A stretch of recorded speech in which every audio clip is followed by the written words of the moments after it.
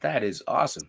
And that is a different axe chopping scene than you have for Manorama, Steve. That was I feel you have a different one. You gave me a good idea, so I decided to do a different one for my channel. Yeah. Great idea. You're like, I I'll love do it chopping 3 wood. times. Hello and welcome everyone. Welcome to Father's Day show. I want to really say first before I say anything, Dad, I love you. Thank you for everything. You taught me how to be the man I am today, for better or for worse. But you were the best example of a man that I've ever known in my life. And that's even more so than these gentlemen, right here in front of me, even more so than any of them. So thanks, Dad. All right. Let's introduce our panel. Thanks so much for being here. I want to welcome the chat, and I want to welcome, first of all, Dadman Walking. Hi, and thanks. Hey, welcome. Welcome. Thanks. It's first time on the channel, and we've been trying to make it happen for a while, and we got twice this week. It looks like. Yes, so that's going to be wonderful. But that's right. On Thursday we're doing a travel talks and highlighting the country of Vietnam. Mm-hmm. So you're gonna, Yeah, I'm absolutely looking forward. We've been trying to make this work out for quite a long time, but it's good. Always, You had the weirdest hours though, because like you said a long time ago about the Mrs. Chat and stuff. You're usually not being able to make hers because she's up and you're going to sleep. So it happens. And because a lot of this time I haven't really been employed, so my hours are. I like hanging out with Rod late at night. So oops, and Rod does that. Yeah, he'll be back. But thanks for joining, Dad, man. And Rancor Steve, I want to hear from you. But I'm going to introduce. I'll just introduce Snail Messiah, hello, and Jason Fox, hello, and welcome. Rod Thunderheart's back. He's got keys to the place. He can let himself in and out. So excellent, he's back. Thanks for. Hey, Jason. Dad, hey, Snail Messiah. Hello, Snail Messiah. Hello. Hey, Jason. Thanks for being here. Hey. Hi, Jason. I was just about to hear from Rancor Steve. What was the question that you asked us? I totally blanked out. As you get older, guys, your memory goes out.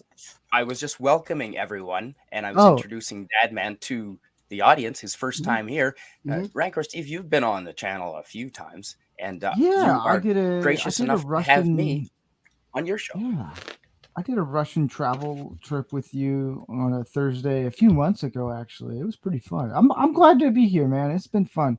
I got tri-tip cooking. Right on. Yeah, so nice. All kinds of fun stuff. And we can say whatever the hell we want because I will never be monetized on YouTube, Steve. It's all of you. Well, so if you want with me, I can't. I may not be able to say everything because unlike me, where I had an episode of my show get kicked off YouTube because of something, I'm just. I'll play it safe. Long distance hole Joe punchers of this show are not. You can't say anything about long distance hole punchers on YouTube or they boot you out. No. Thanks for having me on your weekly show. You have me as a guest. Fairly often on the panel. I appreciate it. And tell me about. I have to have the check marks. I have to have people from every country to be on the show. So. Yeah, right.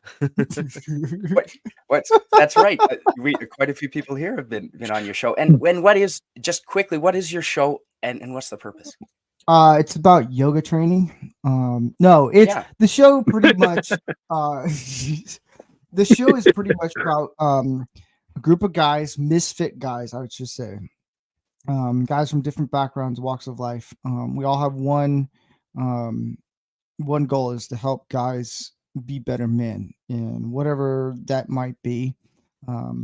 So it's because society doesn't like masculinity and males, and it's like, you know what, let's put some testosterone back into this world because God, we need it. Exactly. We really do. I don't know if you know who Dylan Mulvaney is, but yeah. So that's what I do on Tuesdays. So I think everybody does, but sadly. Yeah. Well, I mean, awesome. And I'll mention this just briefly. You get to someone else. Canadian Spider-Man is probably one of the worst people to know if it's a dude or a chick. So that's why I asked. Is anybody so And you I, know, yeah, and I've been to Bangkok more than once, and passing through a bunch of times, and you'd think I'd have experience to know it, but you pull up some ones that are really good, man.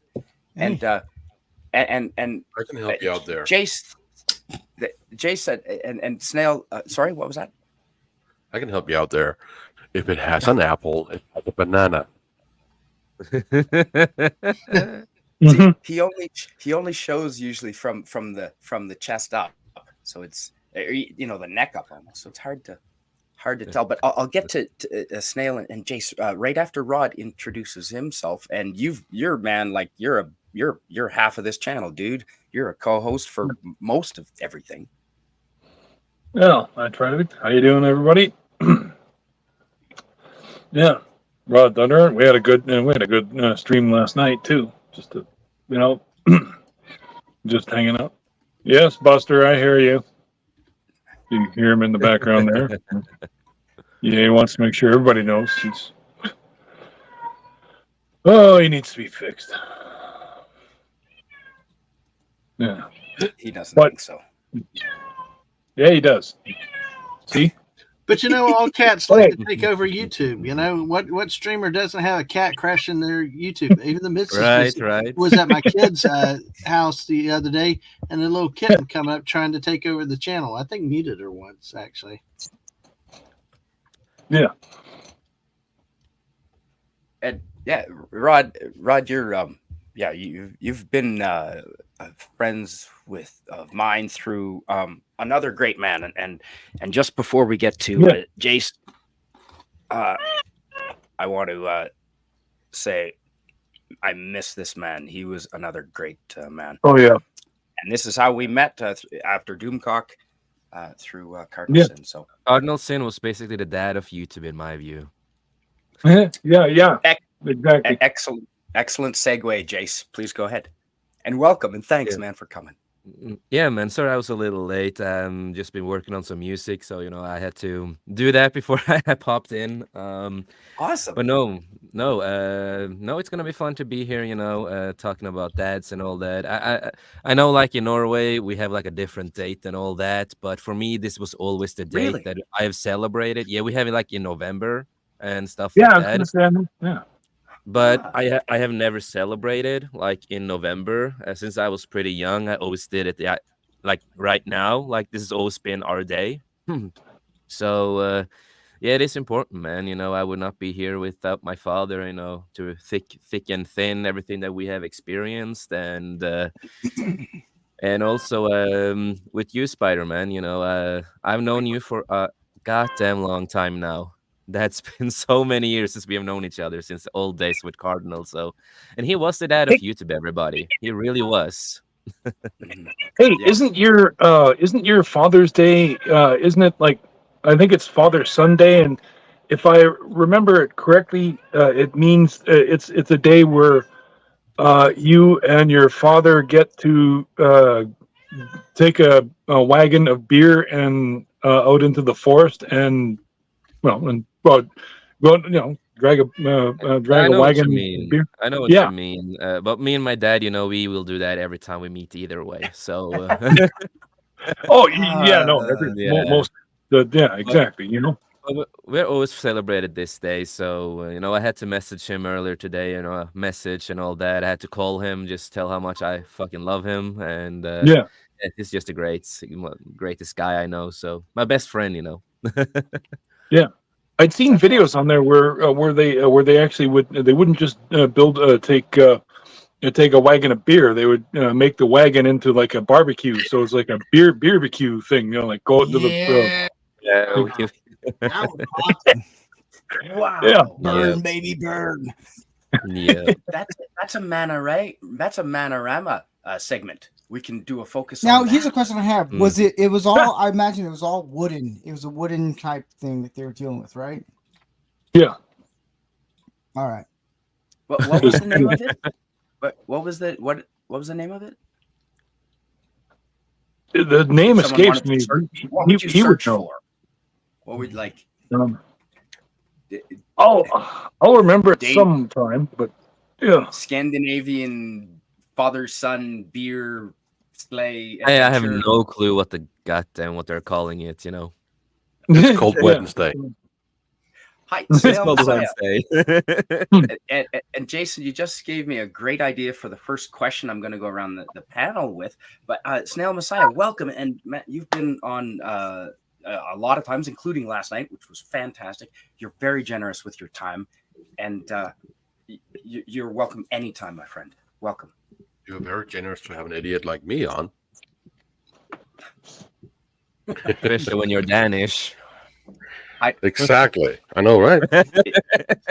Just so you all know, Jason and I have to make fun of each other. It's in the contract Yeah. of being Danish and Norwegian.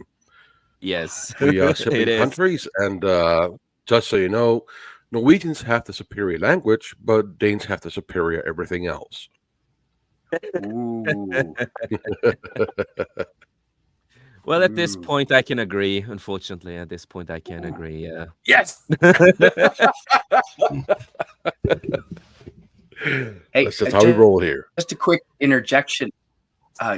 Not to cut you off, Snail. I forgot to share this stream, so I'm going to share it right now, and we'll get some more good friends in here. Please, chat if you have the ability, or anyone on the panel. Please share the stream. And Jason, send the StreamYard link to your dad and get him in here if you wish. It's up to you, man. Oh no, he is probably sleeping right now. He's probably sleeping. Yeah. Okay. But yeah, please continue, Snail. I just wanted to encourage people to share the stream so we can get some more people. We're watching talking about our things. dads. This is the time where I And- get down on the couch and tell you. Oh Jesus! or any uncle, or you know, like It was an interesting Jason- childhood. What? Today I have a fairly good relationship with my dad. It has taken many hours of therapy to get there, and even more hours of being very blunt. But you can get there if you work at it. good. Yeah, And but I only if think you that want is to. something everybody should do. No, everybody should, because this is your heritage. This is where you come from. And making peace with your family is paramount, I think. I don't want to Agreed. not Yeah. be friendly with my family. And I do think that family is the backbone of who we are. Without that, I would not be here. You would not be here. So get right with your parents, even though they're assholes. That's You can raise your parents somewhat if you have them since you were a kid. That's how it is. yep. Yeah. Good point. And it's And the it's cat, worth it. the cat agrees. The cat is answering. Yes, the it cat does. agrees. It's Freya's cats, and they agree. Well, he's actually Batman. stoned right now on catnip. That's Oh, right. exactly. And I just Catnip works with Snartopoopas humans too. Gerber says Papa Bear was a grumpy old bear. I take after him. So yeah, even if your dad is grumpy, my dad was he could yell, and I take after him. For better or for worse. You're right, Snartopoopas. I had a question starting with Dadman. Jason, you said that you had good times, having fun father-son bonding over drinks. And so my question to Dadman is, my dad wasn't a drinker, and I didn't have an uncle or anything like that. But Dadman, did you get a dad or an uncle who you could bond over beers? Or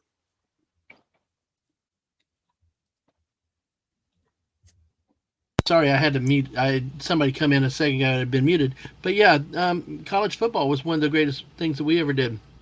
As a kid, we went to a couple games locally and in Gainesville, and I, some of the greatest memories have been.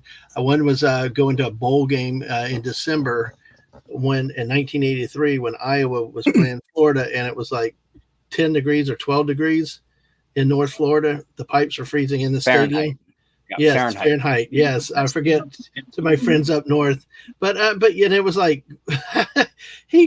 my mom had bought us some nylon underwear, things I never would wear and never wore again in my life. They were so thin. I don't know why she did, but he chose to wear them that night. I had the regular, and I actually wore my thermals that night, which didn't happen. He just wear those nylon things and jeans, and for weeks he talked about how cold his rear end was. So, but yeah, that's great stories. Yeah, college football. We used to go fishing at times back, when we were younger, when he could. Yeah. So yeah, it depended on what it was. A lot of it involved sports, though, I would say. But yeah, we had some great things that we did bond around. Of course, I always had a saying about let's do something like Father and Son Project, and he looked at me and like, what's it going to cost me? So, but yeah.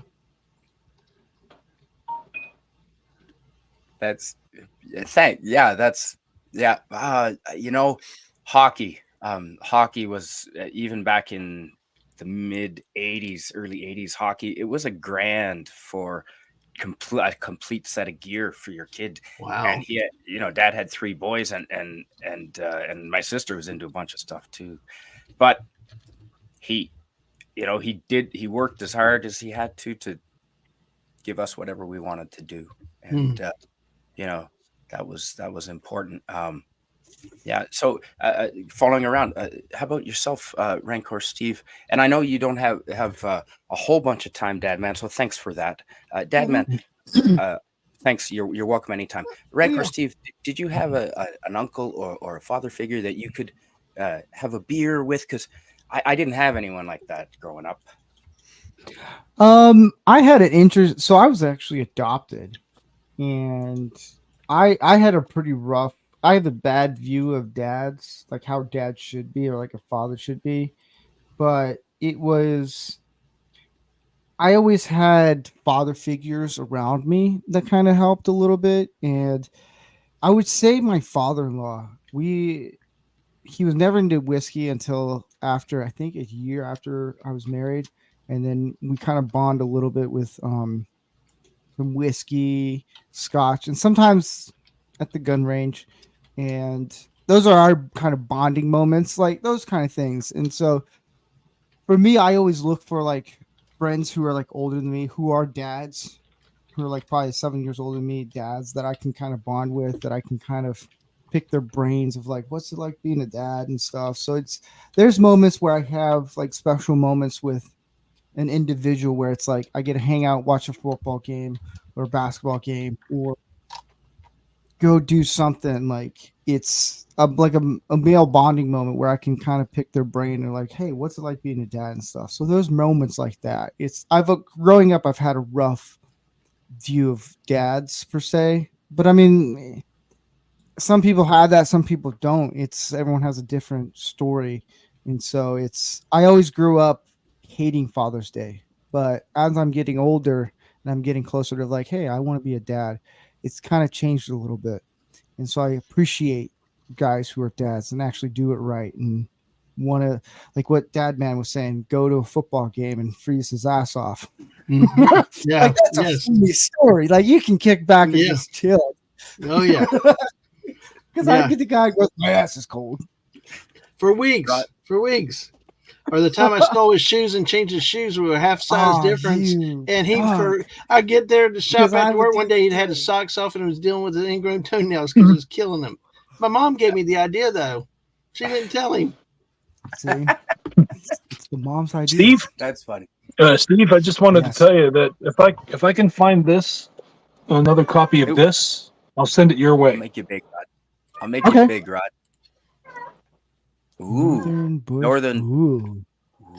Ooh, I've heard about that book. Wicked. Yeah. Who's the author, please, Rod? A guy.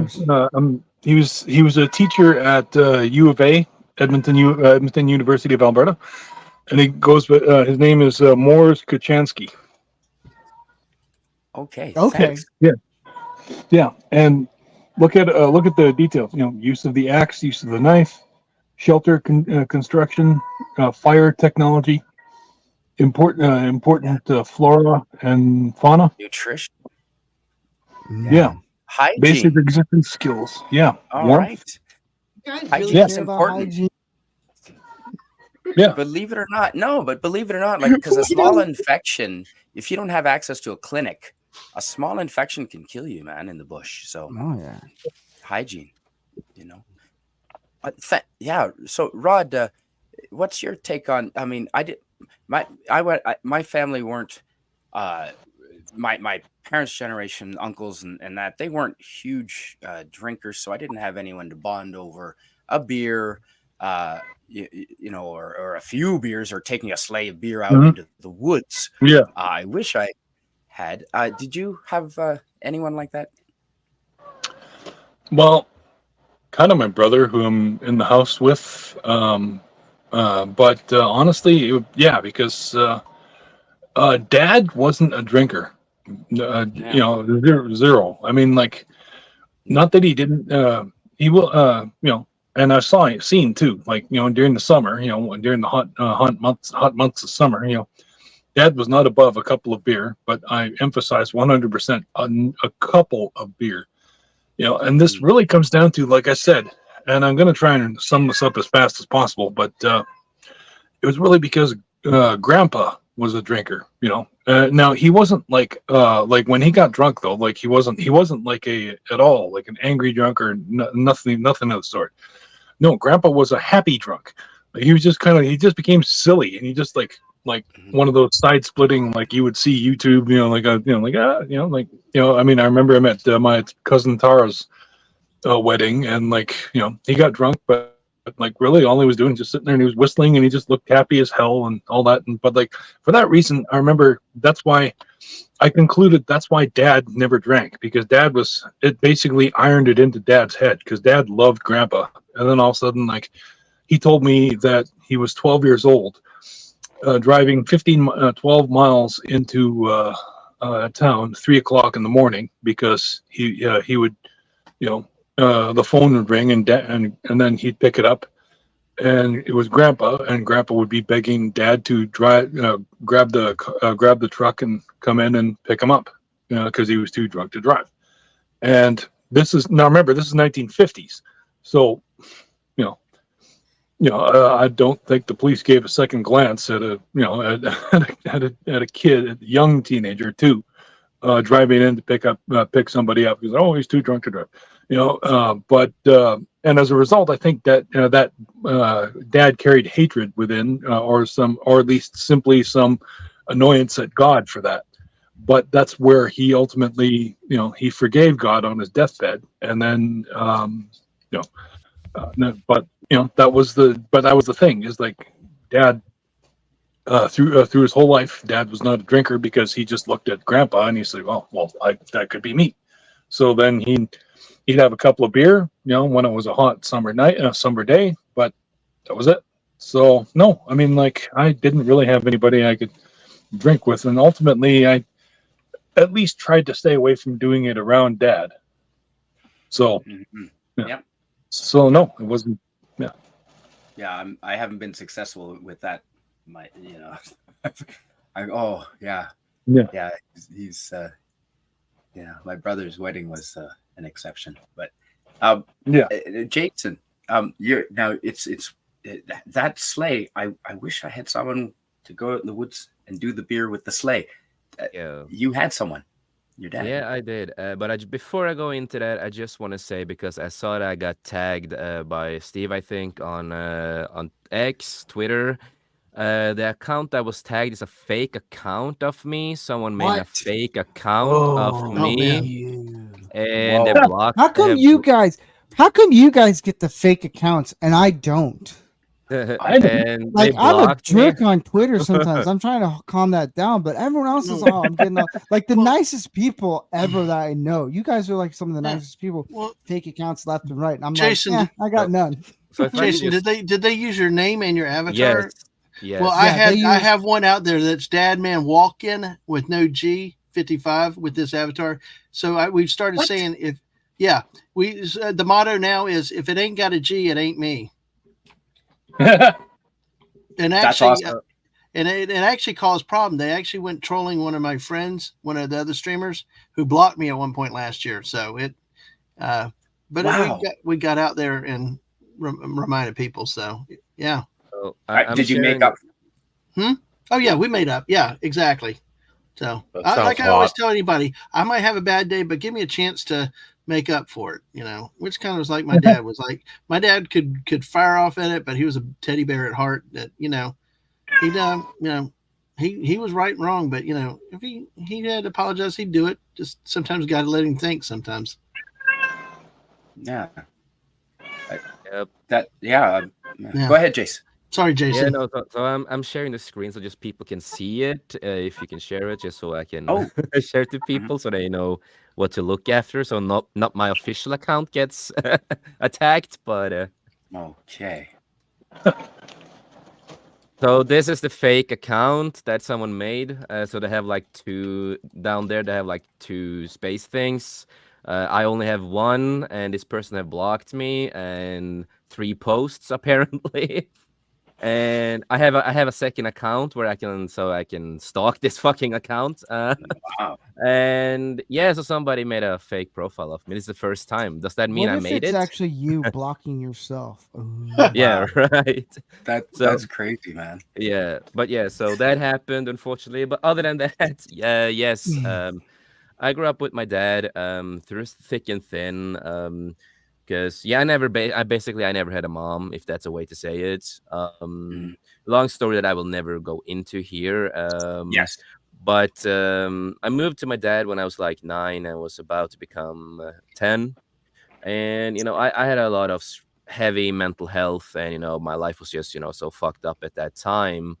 And so that's also a way that me and my dad bonded, was that he spent all the time trying to figure me out, help me out, and understand my mental health, and just figuring out what I like and what I love. And that's we bonded over Star Wars. Of course, that's why I love Star Wars so much that I do, is because it's part of me and my father's love for each other. And of course it was music. And then when I got older, of course it was we partied together, we drank together, we have argued together.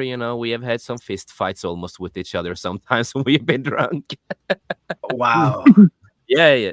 Me and my dad, we are like that. It's like for fuck's sake, I've been so drunk once that I actually punched my dad in the face sometimes. But my dad, he's just like, whatever, you're still my son, and I get it, this is whatever. Is he a big man? Oh, he is a big man.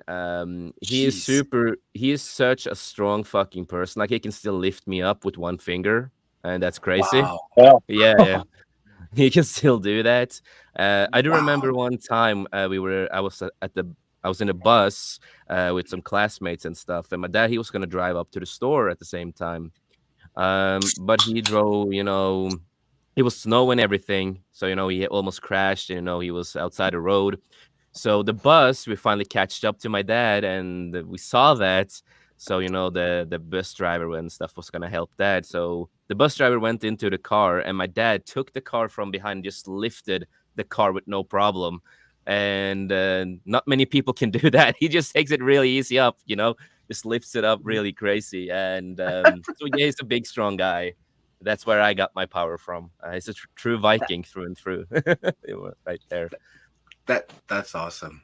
Yeah. Snail, I don't know how you're gonna top that, but don't even try. But did you have someone that you could have a couple of beers with? Being Danish, I could have a couple of beers with anyone. That was an uncle or a father or someone. No, never. No. It was not in. None of my family really drinks on my father's side, and on my mother's side, they all live in Greenland, so I really couldn't go there from Copenhagen.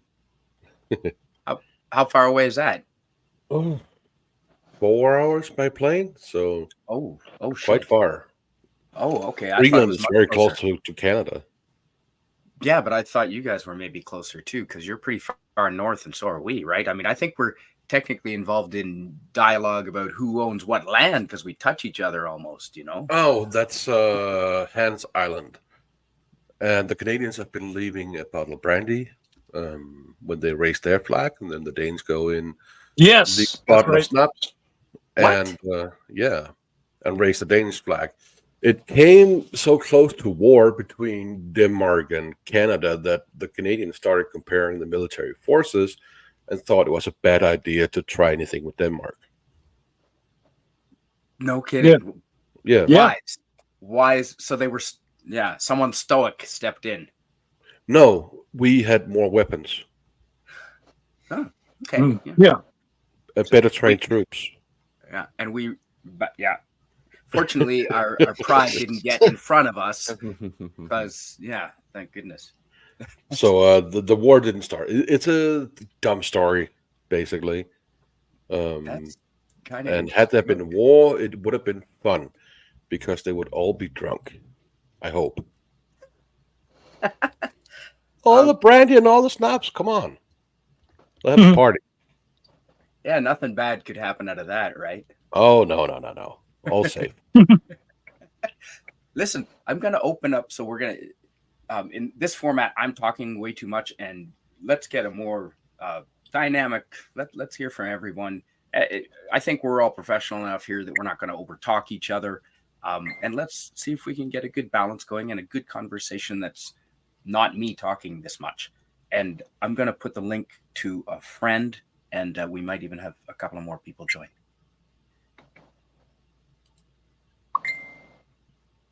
So which one of your dads could kick your ass? That's My my dad. question. Because My dad. okay, so your dad could?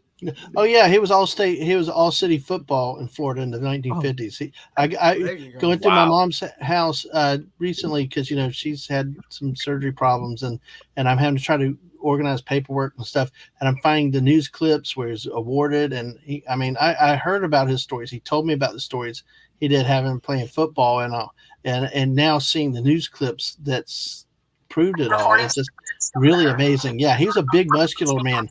He liked lifting weights, everything else, and when he was a police officer, he was in the Coast Guard. He was a muscular guy. So yeah, I didn't want to mess with him. He could, he had some muscles. So, but yeah, flat out, he'd take anybody out on the street if he had to. To survive on the street if you're being a police officer. But that was an old day back then. It was a different time, and but he wouldn't mess with people. But I know that he would get me if I stepped out of line. But he didn't have to though. So which was good. He's like he always told me. He just told me he wanted to talk to me, and if he talked to me and I corrected myself, everything was fine. Fair enough. Mm-hmm. And you learn from that, of course. Mm-hmm. Yeah, absolutely. Yeah. And my dad, he could probably beat my ass pretty easy, but I'm faster than him and can throw faster punches. So, I could, dance around him because, because he is slower, but he is goddamn strong. Like one punch of him, you will be easy down. Like he's strong, as I said. But he has a fun kick that because we only did martial arts and stuff. Like he has a funny kick. We call it the gay kick because it looks so fucking gay when he does it. But that kick is so goddamn strong that will fucking rip your fucking leg open. Basically, With that's a gay so kick. fucking powerful with the gay kick because he looks gay when he does that kick. Is it when you lift your leg and then sideways give a frontal kick? I don't know how to explain it. From Salat? Not quite that. It's not quite that. It's hard okay. to explain. But it's really gay. It is really gay, but really powerful. And I remember me and my dad. He always joked around that if I ever was able to knock him out, he was gonna give me a lot of money just for knocking him out because nobody in the world have ever knocked him out. And I feel like that's a challenge. Yeah, it is a challenge. We always said we joked around that all the time. And but no, so yeah, my dad would beat me up if he gets the clutch on me. But I'm fast and I can throw fast punches and kicks.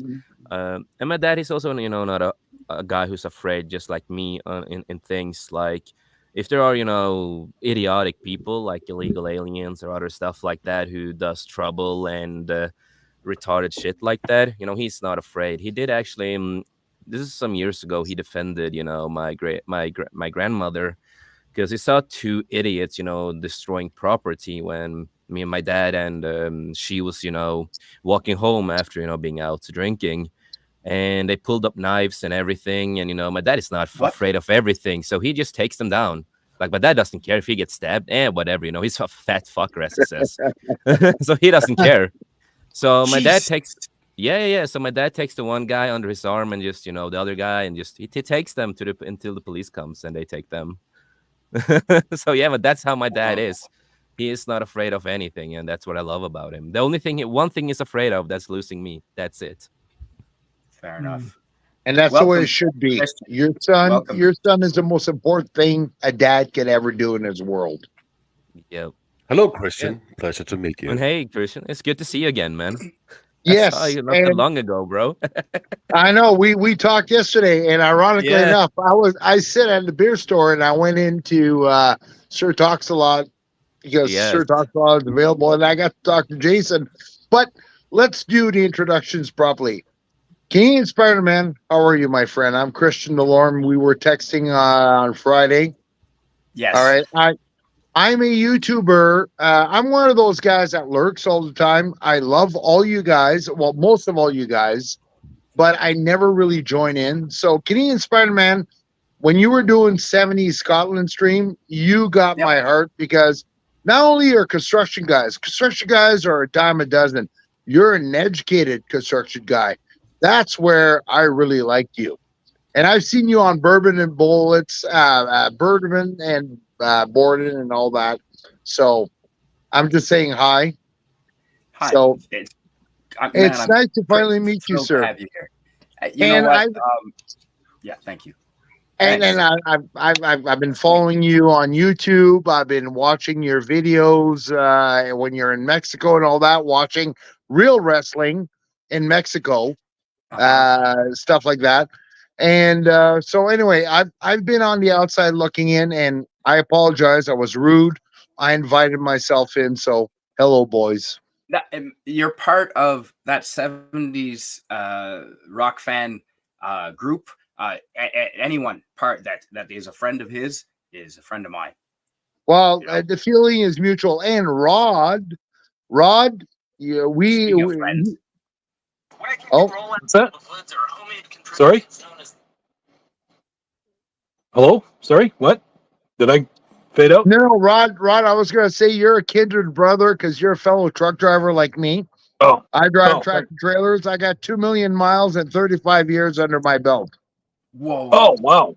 Whoa. Yes. Wow.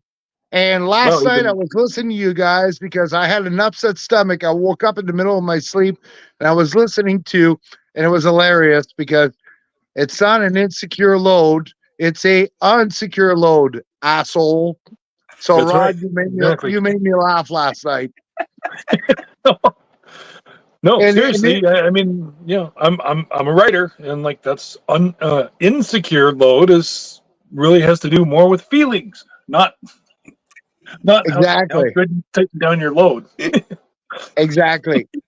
And Steve, I know you, Steve Rancor. You're an Alberta boy. You're a fellow Canadian. I know you because you go on Troy Pacelli's stream and all that. So again, I'm one of those guys that's kind of lurking in a non-creepy way, but I love all you guys. Jason's just wonderful. I love Jason. If Jason was here, I'd give him a big bear hug and I'd crack his back spine. Because Jason goes with Sir Talks a Lot, somebody else that I follow. And Small Messiah, sorry, I apologize. I don't know you. Snail. Sorry, I don't have my reading glasses and I need them, so I apologize. He's small, he's Danish, so it's okay. All right. Sorry, French Canadian here. Deal with me, please. And Dead Man, is that Dead Man, the Norway guy? No, Danish guy. No, that's Snail No, Messiah. no. Yeah, that's no Oh, mistake. okay, I'm sorry. all Florida. Oh, well, Florida's even better. You Yeah. know, back in the 80s, my parents used to take me down to your home state for a summer vacation in March break up here. So anyway, listen, I'm nothing special. I'm just a fan of all you guys. And there you go. And I'm a dad. I'm a dad of 2 kids. And let me tell you my motto. It's like a man's wealth and a man's richness is only measured in his family and his friend. I'd rather have more kids running around the house than money in my bank account, because to me, that's where a real man's wealth is. So there you go. Yes. Oh, Yeah. and I got a sorry, Spider-Man. I'm one of those guys. I have a controversial opinion about Father's Day. I don't believe in Father's Day. Mother's Day or Valentine's Day, those are made up holidays. A dad is a dad year round. My wife that I love dearly, I love her year round. I bring her coffee at February 14th, just like I do it on August 12th. You know what? Because I just don't love her on one day a week, a year. I love her year round. Same thing with Father's Day and Mother's Day. You're a mom and a dad. And one last thing before I shut up. It's an exclusive club. We are very lucky to be moms and dads in this world, because there's nothing better than spreading your wisdom and your everything towards And a your new genes. generation and a better world. So, all right, I'll be quiet now. No, I'm Christian that was DeLorme, perfect. Final Revival. Dude. No. And by the way, I just wanted to say, yeah, thanks. Oh, sorry. I just wanted to bring up. Matt has to go. Sorry, Dad, oh, do you no, have no. a Okay, minute? yeah. Do you have a minute more? Oh yeah, I Dad, got Matt? about 10 more minutes. I got 10 more minutes. Oh, okay. I Okay. was just telling you Yeah. about Oh, good. 6 o'clock. Okay. Yeah, I got time. I give me found a it. heads up. I remember. That's why I was kind of silent for a bit, because I was looking on my other phone. And It turns out that hello, William. sorry, it was yeah, it was yeah. Hey, William. It's called the it's Monartag, German Father's Day, which is yeah, you and your dad, fill a wagon full of beer, walk into the woods and get shit faced. And the wagons are known as Bullerwagen, and it's meant to sometimes it's just a regular wagon, other times it's other times you can build it into like an actual rolling barbecue pit. So yeah, what better way to celebrate Father's Day than than with your dad, and or like it's it's Monartag, which like it basically translates to man's day, and therefore That's awesome. even if he's not your father, just like you and your best man friend walk into the woods and get shit faced and and have a barbecue, hot dog, steak, whatever, But Yeah. let me add something. Being a son of an adoptive dad, because I'm adopted. My father is more of a father to me than my birth dad was, and I just want to add something. Father's Day, like I could be more of a father to the neighbor's kid, because father is actually a vocation. It's what you're sharing and the bond that you have with these children, not just a lineage and birthright. So anyway, I'm just saying that. And you guys were talking earlier. Can your dad kick your ass? Listen, my dad. I'm adopted. I'm 6 foot, almost 6'1", 280 pounds. Mhm. I used to beat my dad at arm wrestle at 13. But it doesn't mean that I have no respect for my father. My father will always kick my ass, because whatever he says will trump my opinion or my attitude. There's something beautiful about being a dad and having Well that said. respect from an older man. So just saying. All right, I said I'd be quiet. Yeah. Here I go, Spider-Man. Oh, that's That good. was worthwhile saying. And That was- William, yeah, thanks well- and welcome. Welcome for joining. Yeah. Yeah. Hey guys. I just wanted to. Oh, sorry. Oh, go ahead. Oh no, no. Just I don't mean to disrupt. I just couldn't join in the very beginning. I've been Sunday's usually actually a work day for me, but I have to do a lot of preparations, and then finally I got my shit together, and here I am. But thank you for having me. Oh, Yeah. Thanks for being here. I just wanted to say that Dad always did, kick our asses. And then, like, I think when I got to be 15 or 16, had an arm wrestle. He had trouble beating me, but he did beat me. But then, like, it's funny. We didn't have any arm wrestles after that because it just kind of like it became fairly, because by that time I was starting to get pretty big and I was working out and regularly and. But at the same time, the biggest thing was like the respect was always there. I mean, like, it didn't matter whether I was, I might have been stronger than him. And even Dad said a lot of times too, like, strength isn't everything. And there were a lot of times, every time he would say something like that, it proved him right. It's like, oh, you can't, and a lot of times, I mean, like, sometimes I'd go off and try to do my own thing and try to prove him wrong. Nope. He was always right. I think maybe there's once or twice that maybe, but I mean, like, quite often it's still what I would do would usually be more exhaustive. So then he would be kind of like, well, work smarter, not harder, Yeah, that's a good motto. That's a hell of a good motto. Rancor Steve says that all the time. Makes sense. What's my motto? Work smarter, not harder, Rod said. Oh, well, you've got a couple. Looking right in the nipples, I think, is your other motto. Yeah, but boys, working smarter, not harder, comes with necessity. As you're getting older, you get arthritis, you get sore back, you get bulging discs, and all that. You can't help but to work smarter because, dear God, your body is tired. Well, what I've learned is the people who tell people work smarter, not harder, they've gone through all the pain and suffering. Like, if I'm working on a house, I have the older guys who've been doing it for 40 some years. They're like, hey, try this. It makes it 10 times easier for me. And then I look over and I see them going, oh. I'm like, oh, okay, I get it now. Like, I wish I learned this 40 years ago. Like, no kidding. And Christian is right. Like, Christian's right about dads. Like, you don't have to have an adopted son or biological son. Like, you can actually mentor kids around you in your neighborhood. You can be a father figure to people around you. Like, it's not like Father's Day. I don't think it's growing up. We always think, it's our dads we've grown up with, whether we're adopted or not adopted.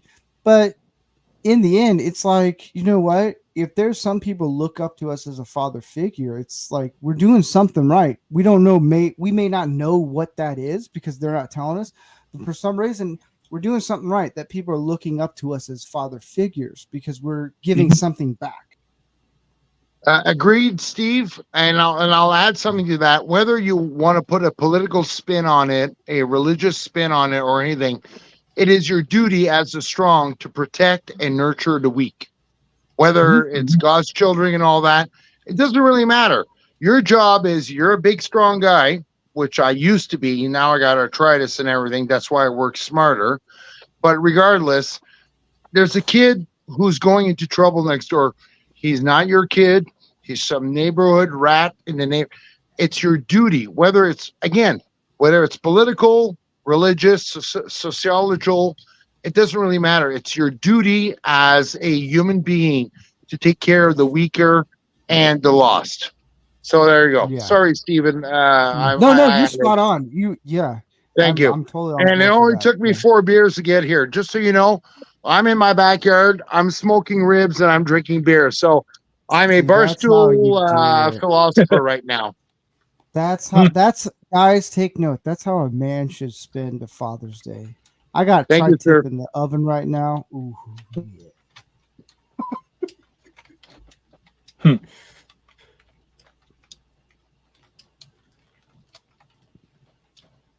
All right, let's all speak at the same time. Go, Rod. Flag in the screen. You look like you want to say something, Rod. Oh,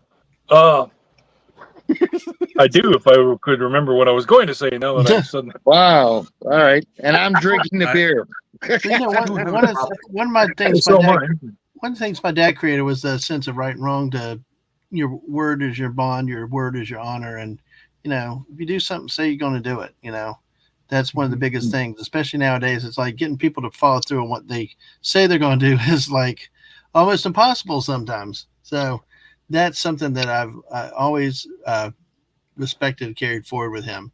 You know, setting that example. I tell you, he was a hell of an example to follow, man. As a kid, these women would come up to him at poolside, showing their C-section scars, and right down to the panty line by the pool. Yeah, I'm sitting there like 5 or 6 and watching this lady up to my dad, right, like showing him. He's a married man on it. He couldn't help it. They came up to him. He looked like Charles Bronson. Dude, as a kid, I'm like studying, like, damn, I wish I was like Dad. Now, apparently, they say I'm pretty good at 54 years old. It's like, damn, it took me 50 years, Dad, but I finally learned. So it's hilarious with it. But, yeah. And my best memory, I'll say real quick, because I know I'm getting short on time. My best memory, well, there are 2 last memories with my dad. Like I said, were sports related.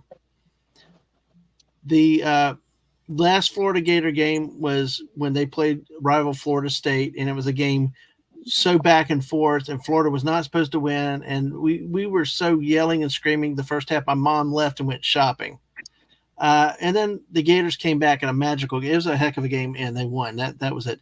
The other time was when he was about to die.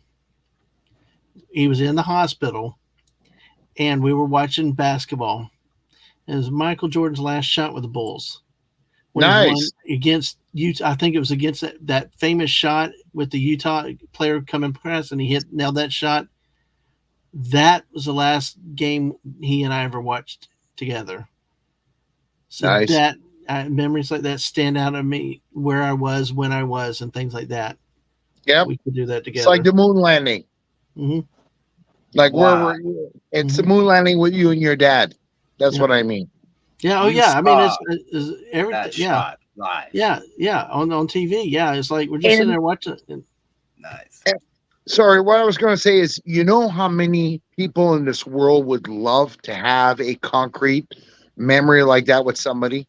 Everybody who's searching in this world, who's on TikTok, who's on YouTube, who's a Karen, who's a Todd, you know, they have nothing concrete in this world. You were blessed with that memory. So good for you, my friend. You know, you got something that most people are searching for in life.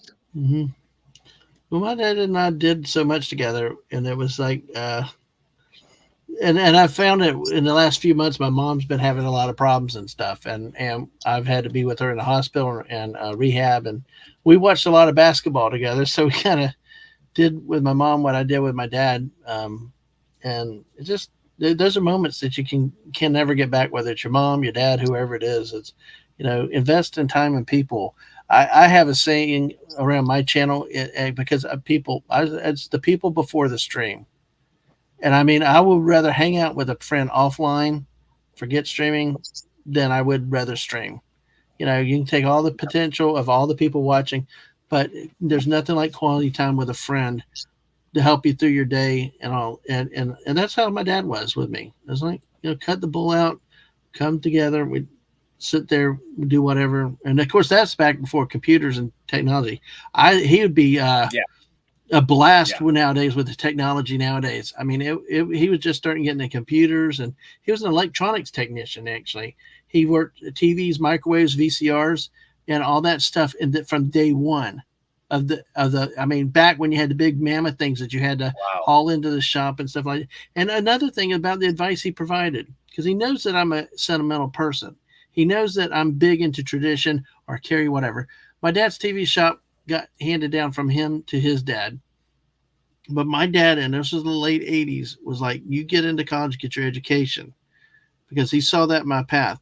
Because what he was seeing at that time, he said, do not act emotionally. Do not try to keep the family business going. Because he said, it's a dying industry. The parts manufacturers were making it difficult to get service parts on televisions, microwaves, anything else you got. They were making everything to be more disposable now, where you and Of the course. prices of all fell. It's cheaper to have but just buy a new one than pay somebody to fix it. And he gave me all those lessons. Yep. And after That's he the passed problem. away, Yeah, and yeah. after he passed away about 5 or 6, 7 years later, I took my mom to the group's Christmas party about 2 years later. I was hearing them complain about the same things he had warned about. Can't get the service information, all the part, it just, and and that he was that open and honest. He was like, don't hero worship. Because he said, do not hero worship. Be your own man, be yourself. Every man, they got their own problems. They only got the things, but you be you. You don't hear that enough. That's a damn good saying. Because so many times we look into groups and communities and everybody worships the leaders and the group leaders and all this other stuff are the high, cool personalities. The little guy gets forgotten. The little guy gets passed by, and that's, and wow.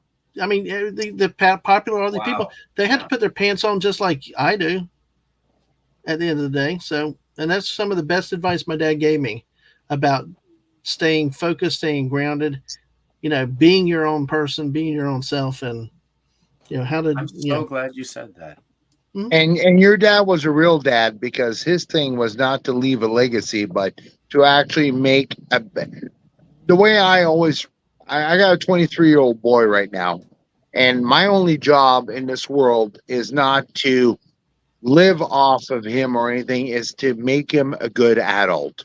And your dad embodies that with what you shared with us today. So good on your dad.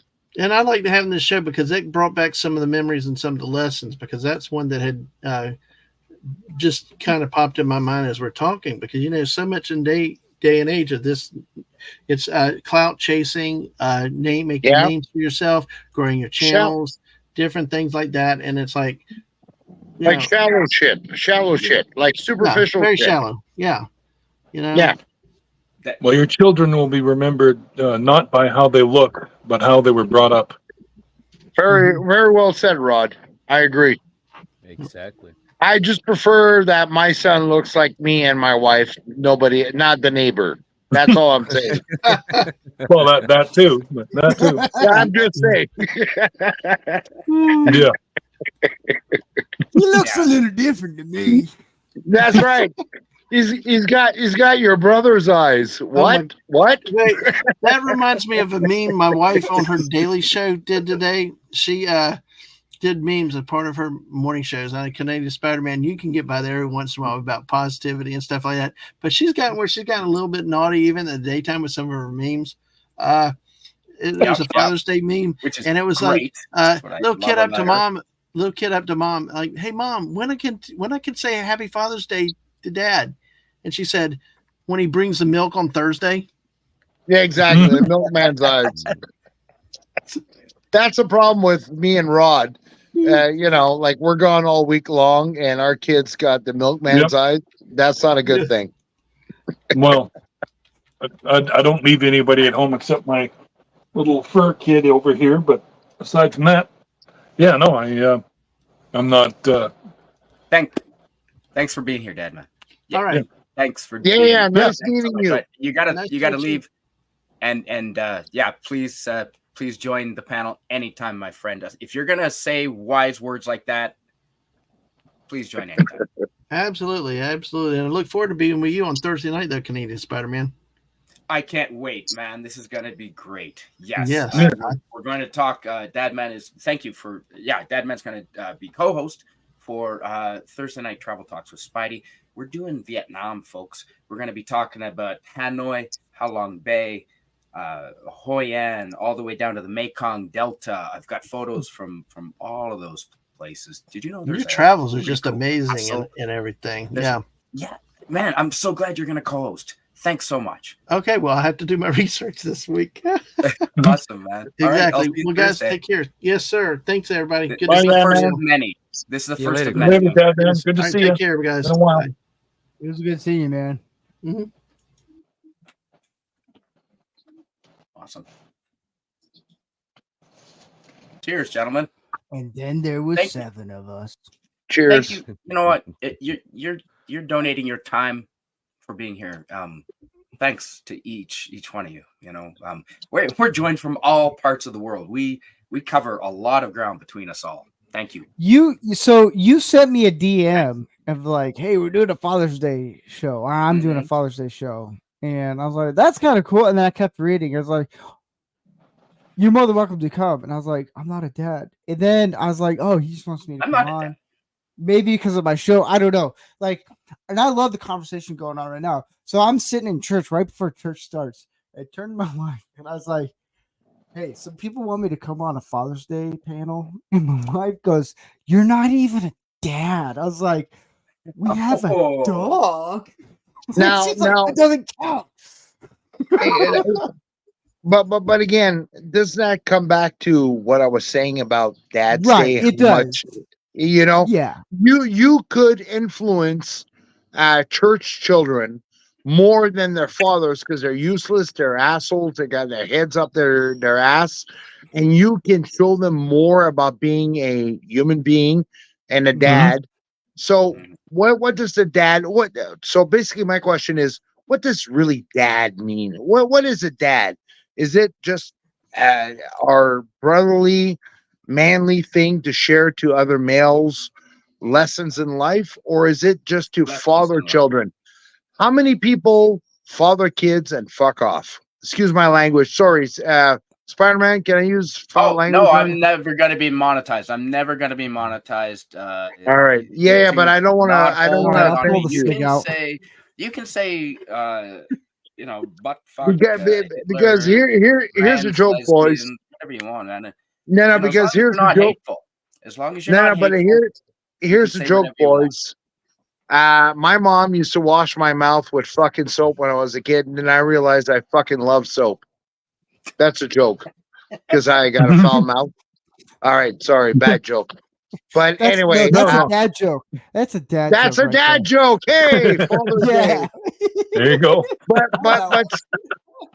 But Steve, to be honest with you, what really is a dad? Is it just the birthing? You know, putting your seed in somebody, or is it raising? And I personally believe it's all about raising a child, even if it's not yours. Yeah, so like you, I'm adopted also, and oh, cool. I think it's a little bit of both of sides where you're like, you give the seed, whatnot. Yeah, you're dad, but it does come down to as a mentor, as someone who's giving life skills to someone who's younger. And exactly. You're putting the time and effort because you actually care about that person. That's the other thing. I've cared a lot about people in my life, even older people. I think someone who's younger can be a father figure to someone who's older. I do think that it's because you're taking the time to help them in any situation they're in, and without hurting yourself. Like I think every guy should at least strive to that and be like, if you live in a neighborhood and it's not the best kids in the world, take the time to actually go out and like play. This is where my age comes into play, because I don't know if they play kickball or anything, because I used to grow up playing kickball. Or like if you like, not to almost look like a complete creep, but like to actually get a group of kids and just play football, flag football, do something where you're engaging, because kids are always on their phones. They usually most likely have a single parent house. They don't have that outlet. And if you actually take the time to show kids like, look, there's way more things in life than just your damn computer, damn TV, your cell phone. Yeah, play dodgeball. Let's bring some dodgeball back into life, because dodgeball. I love that.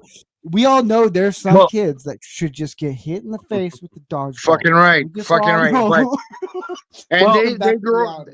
And those kids that get hit in the face in dodgeball grow up to be prime ministers of Canada in today's modern day. Right. Just saying. Yeah.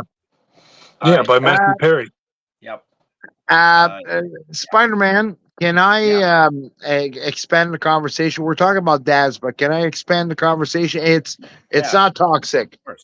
Speak No, up. All dude, right. you can be as toxic as you want here. I have no No, no, talk about no. what YouTube's policy. We are not here to be politically correct, my All right. friend. So As long as you're not just hateful, no, go I'm for not it. hateful. I'm Any being no, factual. we encourage you to be politically incorrect. And All then right. I want to So hear from Jason and Snail maybe because I'm yeah, I know afraid that Jason's being European brothers quiet are falling because asleep. I think Yeah, maybe yeah. from No, the reason I was quiet is because I've been just trying to fix reporting the account. But Musk, please fix your goddamn fucking shit because I couldn't show my fucking ID to prove who I am. God damn it! So I've been all trying right. to do You're that. looking for that sled of beer. Let's all be honest. But I'm going to Cheers. add something. to I'm our going to add humanity. something. When it comes to cheers, old Milwaukee Blue Dry, Skull. because Yep. it's not the Cheers best to gonna beer. say- Scandinavia. Cheers Before to you even Scandinavia. showed that, I wanted to say, like, you're drinking Old Milwaukee. I didn't even need to see the full label. Yes. Well, good on you, Rod. You know your beer. A fellow trucker. Got some in the Uh, fridge. I was just going to add something. Fathers are a very important part of society. They are the counterbalance of women.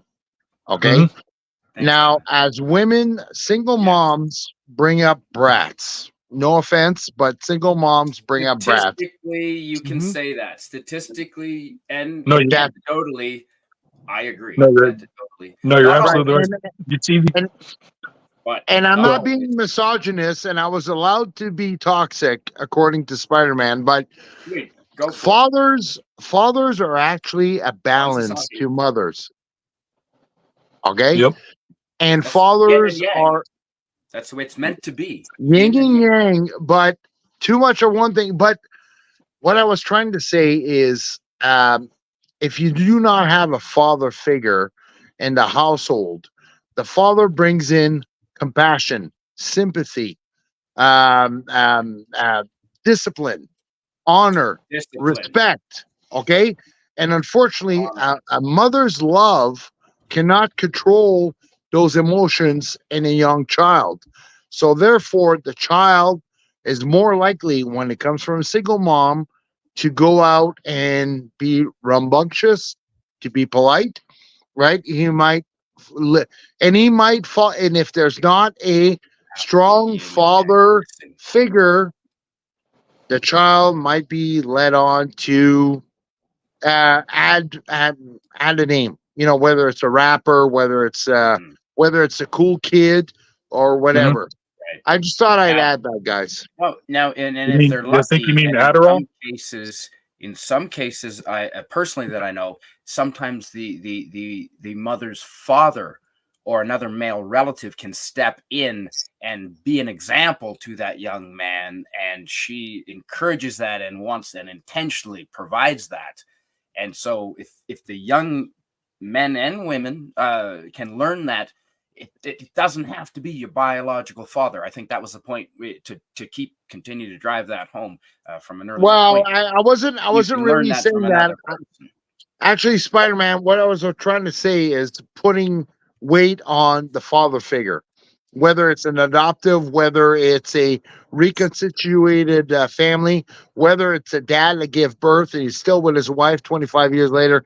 I was just giving weight to us dads, us males in society, because in this world of Marxists, feminists, men hating fucking life that we're living with, we don't need men and all that.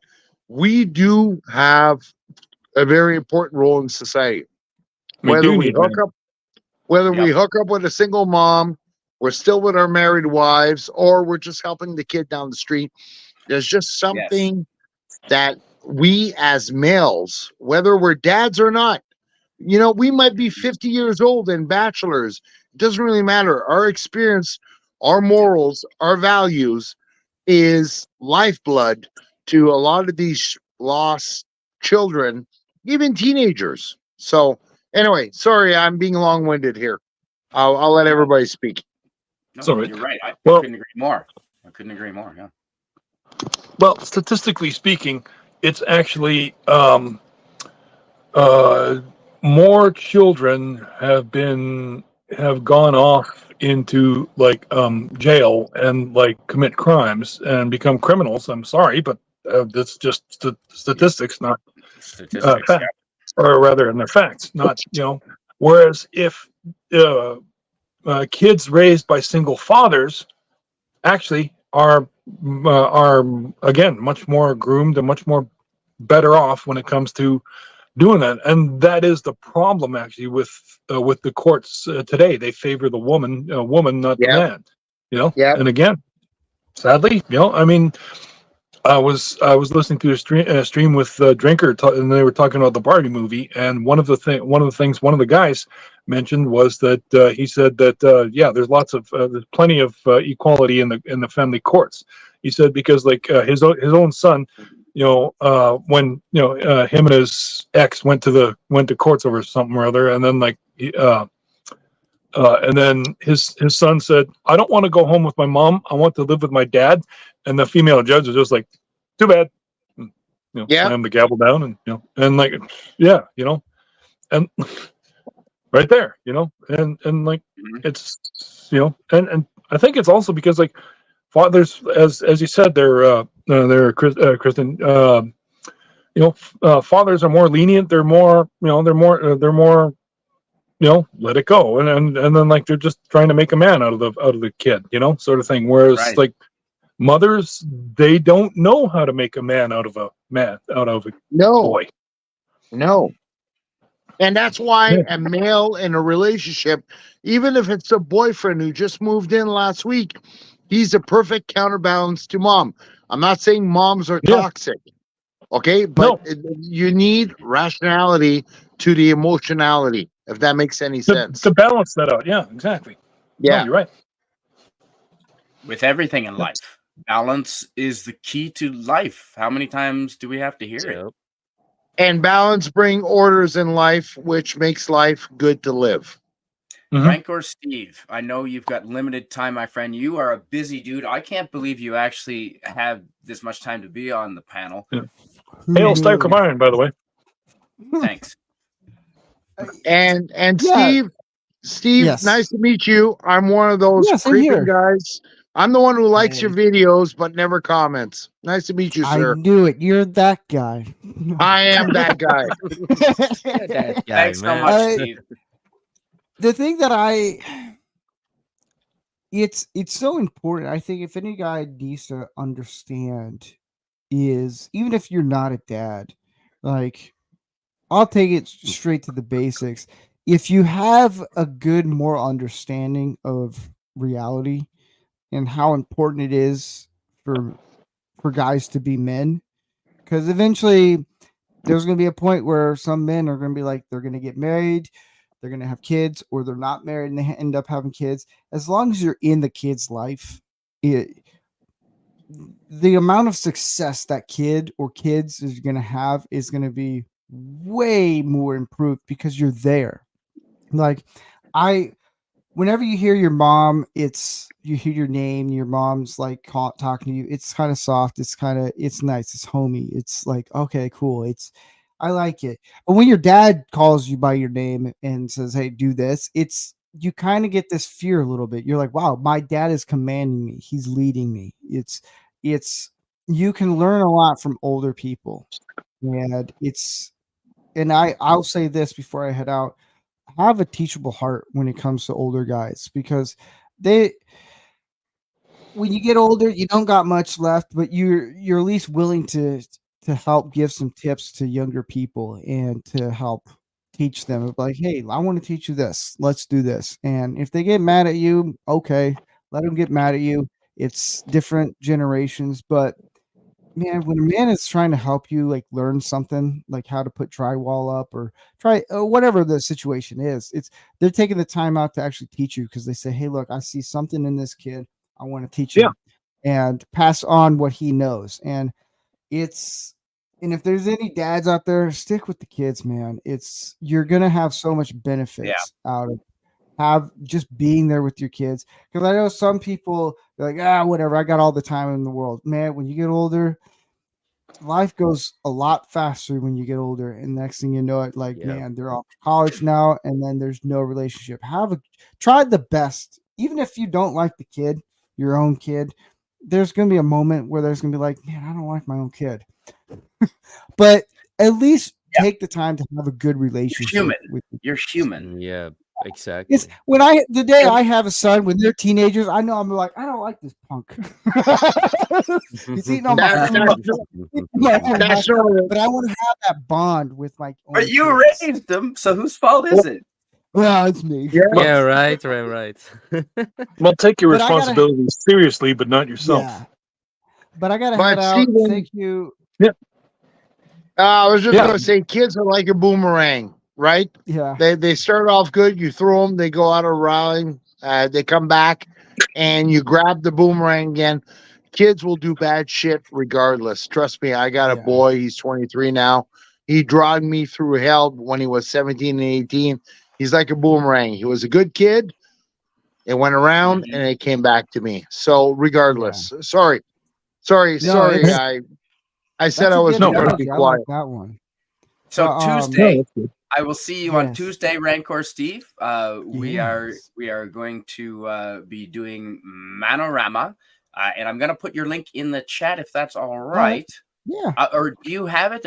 And I'll Here, I can throw- put it in the chat. Please do. And if you want to be a moderator, just comment in the chat, and I'll make you a moderator, buddy. Make me a moderator, boy. And don't forget, Steve, I will like but not comment. I'm one of those creepy Hey, that's guys. all good, man. That's all good. Yeah. So we're trying something new with Manorama. So the second Tuesday of every month, it's going to be an episode on how we vent. So it gives everyone who comes on the show to vent, like what's bugging them and stuff. So it kind of relieves, because every guy needs a moment to vent. Like you know how society always says, like, oh, you got to be emotional, you got to be all this. Like, No bullshit. You know, stoic. there's No, a you don't. point where it's like, Rod knows. there's a point where men kind of have to vent to kind of like it's like when the water overflows the bucket. There's no room. It's like, so I'm gonna have everyone, we're gonna vent for, you get a chance to vent for things. So it's kind of like relieves the pressure, and it's like, okay, cool, I'm not overflowing over my bucket. So that's what I'm gonna do. Yeah. There you go. It'll be fun. And Christian, you can absolutely thank you for supporting Rancor Steve. I'm going to put his link in the channel right now. Thank you for your time. That's the man. most precious thing we have on this goddamn planet is time. And every one of you on this panel are donating it right now. And that's why I encourage everyone to say what you want to say, and if you're worried about disrupting the flow, or if you just want to hang back and be part of the panel, and just sometimes when I'm part of Steve's panel, I'm off camera, I'm like cooking shrimp or deer heads or whatever. But, if you want to say something, gents, don't be afraid of being rude. We can bend the rules a little bit on this channel. I'm never going to be monetized, so fuck it. I should have married you, Spider-Man. You don't mind me when I'm being an asshole. You're better than my wife. Well, I just want to say, I love you too, man. I love you, Stark of Iron. Thanks, man. I just want to say thanks for Steve for having this. This is fun. Yes. You're welcome, It's man. You're to welcome. have a place where guys can just talk and just be real and be like, hey, this is what it is to be a dad. It's a lot of cool things. I think a lot of channels need to do more of this. So And Steve, I must add, from a adoptive son to another adoptive son, kudos to your dad. He did a good job, because I know you, and good on your dad. He actually did his job right. And this whole fatherhood, giving the seed, is overrated. It's a lot more than that. The devil's in the details. Oh yeah, way more. Yeah. So Exactly. All right, I'll still have this show on in the background. I just got to get some stuff Thanks, done. man. Thanks for your time. Yeah, no, that's fine. Hey, cool. Yeah. All All right. right, man. Link in the chat. All right, take care, guys. You too, man. Bye, Steve. Care, brother. See ya. See you later, brother. What a great guy. All right. Hey, look at me. I moved up. Hey, you moved I'm up. not at the bottom anymore. You've been That's- promoted. and thank you. Your time is the You're most behind important the thing on Canadian this planet. Spider-Man's legs now. Is that a good thing or a bad thing? I don't know. Well, I that don't know how depends to on take this. Spider-Man. That depends on So Spider-Man. How he Spider-Man, be enjoys nice to me. Be nice to me, Spider-Man. Let me see what I can do here. it. Not Oh, new come on. to I'm just hosting. kidding. Come on. I'm New to kidding. hosting. No, so I want to see what I can do, gents, and I just want Come a on. comment that I want to highlight in the chat, and it was about time. Was if you're fortunate enough to have your dad still with you, and I am, and I am very fortunate, and I remember Christmas Day this past playing hockey. Speaking of sports, a little while ago, we were playing hockey with my dad. And he's 76, and I still can't get the puck from him. I'm faster than him, but I can't get the puck. He's bigger.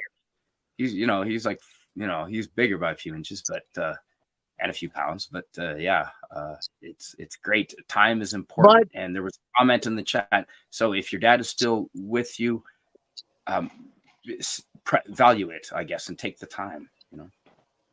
And thanks, gentlemen. Cheers. Cheers to everybody.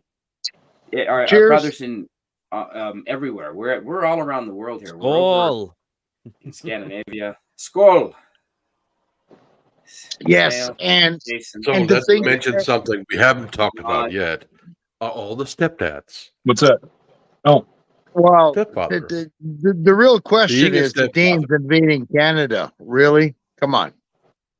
We would fuck you over so bad. I said I could be toxic.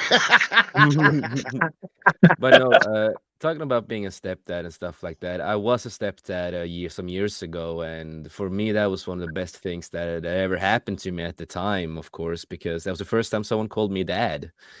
And there is something with those words when they call you dad. It's hard to explain. There is like a tingling, strong feeling in your heart when you get to hear those words. And the way I've always looked at it, for me, it doesn't matter if it's my own blood or not. It's a bond and everything with the kid that you do have. And yes, of course, I want my own biological too. But if I ever come to a new relationship that's not my blood, I will still love the child as much as my own blood, because then I'm the one who's taking care of the kid and trying to help them grow up and understand the world. And I love this kind of stuff, if you know my drift. I was stepdad, and I was fortunate enough that my girlfriend at the time, she said she had never seen her boy smile that much before. So that was really, I was very proud of that moment, because I stepped in, I stepped up, and I became as much of a dad as I could. And I involved the whole family in whatever we were doing, be that cooking and so on. Even her daughter, who was 4 years old, went out there with a small knife and chopped whatever vegetables. And it's a very good feeling to have that unit, to have that unity, I think. And I was blessed with being a stepdad, and but not a father yet. All right. Can I add something to the stepdad and dad thing? Isn't dad a bottleneck term that just takes away from what men do to offsprings? Again, we're narrowing things down. It doesn't really matter. Like I was saying earlier, it doesn't really matter if you're the stepdad, the biological dad, the adoptive dad. The important thing is you're a man and you are actually doing your duty with an XY chromosome to this child and making him a better person for this life, regardless of whatever title you want to put. What do you think, guys? Well, I don't like talking about who has what chromosomes. I really don't. Because what matters is how you treat another person, a child. And when you have the guardianship in that way, I see it as an honor to be the steward of that person's life for a while. Yeah. It is. Yeah. It's a borrowed time that I have. So I treasure it as much as I can, even though it's not always easy. Okay, so take away the XY chromosome example that I gave. What about just being a male who's actually giving a child a better life, whether you made him, you adopted him, or you're just, in a relationship with its mom. Like to me, like I don't want to be in what do you guys call it in English? Semantics, Semantics. Semantics. semantics. Okay, so to me, the real duty is whatever you call it, a male XY chromosome or whatever. What you're doing is you're doing a favor to an offspring, something who is weak, something who is learning, something that could become evil or good, and that's what I'm saying. Like that's what I really mean. Like our duty as males, fathers, dads, stepdads, whatever, it doesn't really matter. The important thing is making the next generation a good generation, if not a better generation, or better yet, helping this Yeah. generation not suffer the pains that we suffered when we grew up. Exactly. And I'll leave it at that. No, I I want to totally suffer agree with even more. You're Danish, of course you want to, man. Come Yeah. on. No, I always thought that if I had kids and they started down the wrong path, immediately I'm moving to Greenland, to the small villages, 50 people and no internet, and teach them how to survive in the cold. That should get them Yeah. back on the path. That's what I'm so happy for. Yes, because I'm younger than a lot of you guys, of course, because I'm just 28. 28? But, no, Jason, you're only 28? Oh my God, I I'm- almost called you sir.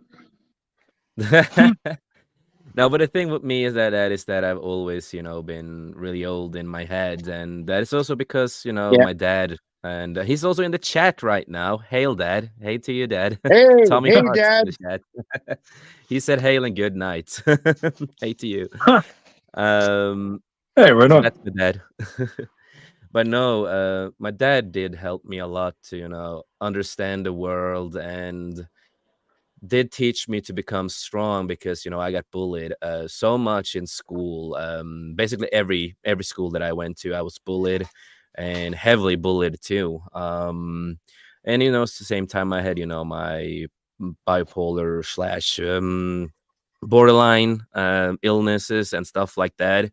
So it was always fun to make fun of me because, oh, you're so special, you're so different, and because I had anger issues, and I come from, before I moved to my dad too, I come from a broken home. Again, it goes to the other side of my family and the stuff that I experienced there. It's like what my dad once told me. Is when I moved to him, I was basically a walking ghost with just anger in the house. There was no positivity in me at that time. It was just anger after everything that I experienced. I had no emotions in any positive emotions at the time, and that's why I talked to my dad earlier today, and I told him, like, I just told him, like, it's crazy, like, just how he handled it all. But again, it's the way he thinks. Wow. It's, you're still my son. It doesn't matter how hard it's gonna be. You are my son. And he has sacrificed so much just to take care of me and make me as strong as I am today. And also, we talked the Monday that was, we had, mental health, men's mental health stream, and I did talk a little bit about this, that with my mental health and how it affected my dad, for example. My dad also, he actually became depressed, with my mental health, because I really had so much issues that I said some terrible things that I can never take back, that I when I was at the time in my life. Yep. I told my dad back in the day at my hardest time, and this was when I was living alone and I had a really rough time. I was doing a little drugs, I was smoking weed and doing other drugs, and I was drinking a lot of alcohol. And my mental Being health, Norwegian. yeah, right. But my mental health was so bad, I tried to commit suicide so much, and I told my dad multiple times, Ah. just kill yourself. I fucking hate you. I don't want you here, man. You mean nothing to me. All I want is your fucking money. I don't care about you if you die. I was that kind of person with my mental health. It became that bad. Fuck. And my dad told me once, and hey, dad, I'm sorry if I tell people this, but I've already done it. So, I love you. But you came back. You fucking I came did. back. You Yes, both of came Yeah, course. but back, and that takes commitment on both sides. Exactly. But yeah, well, Jason, let me add something. There's okay. Let me tell you what you said is actually normal.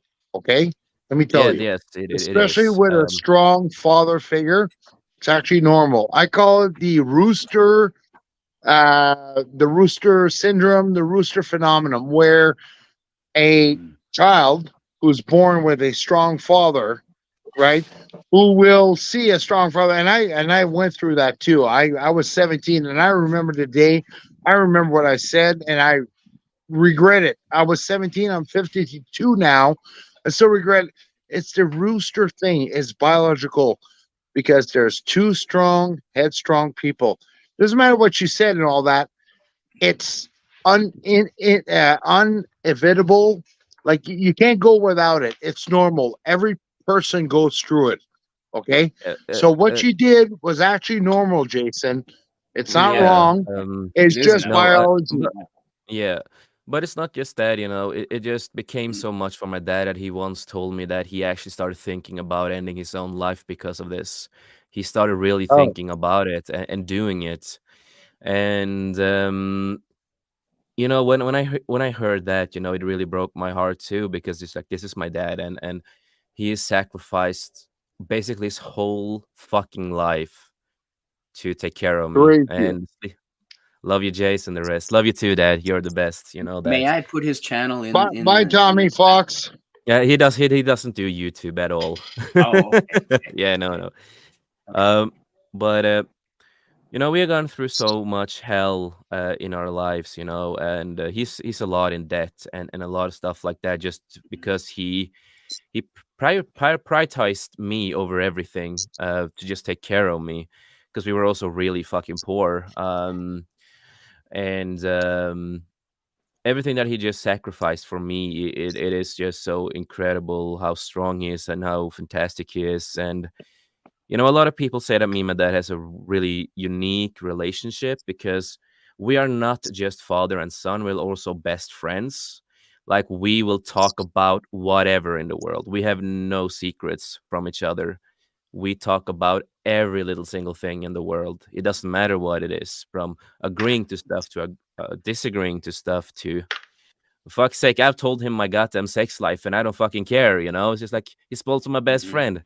I like, dude, I talk about everything with him. And it's like, yeah, we might have a special bond, and maybe not everyone has it. I wish a lot more people had that relationship with their parents, because it is actually a really Healthy. relieving, healthy. It Healthy. is really healthy. And Yeah.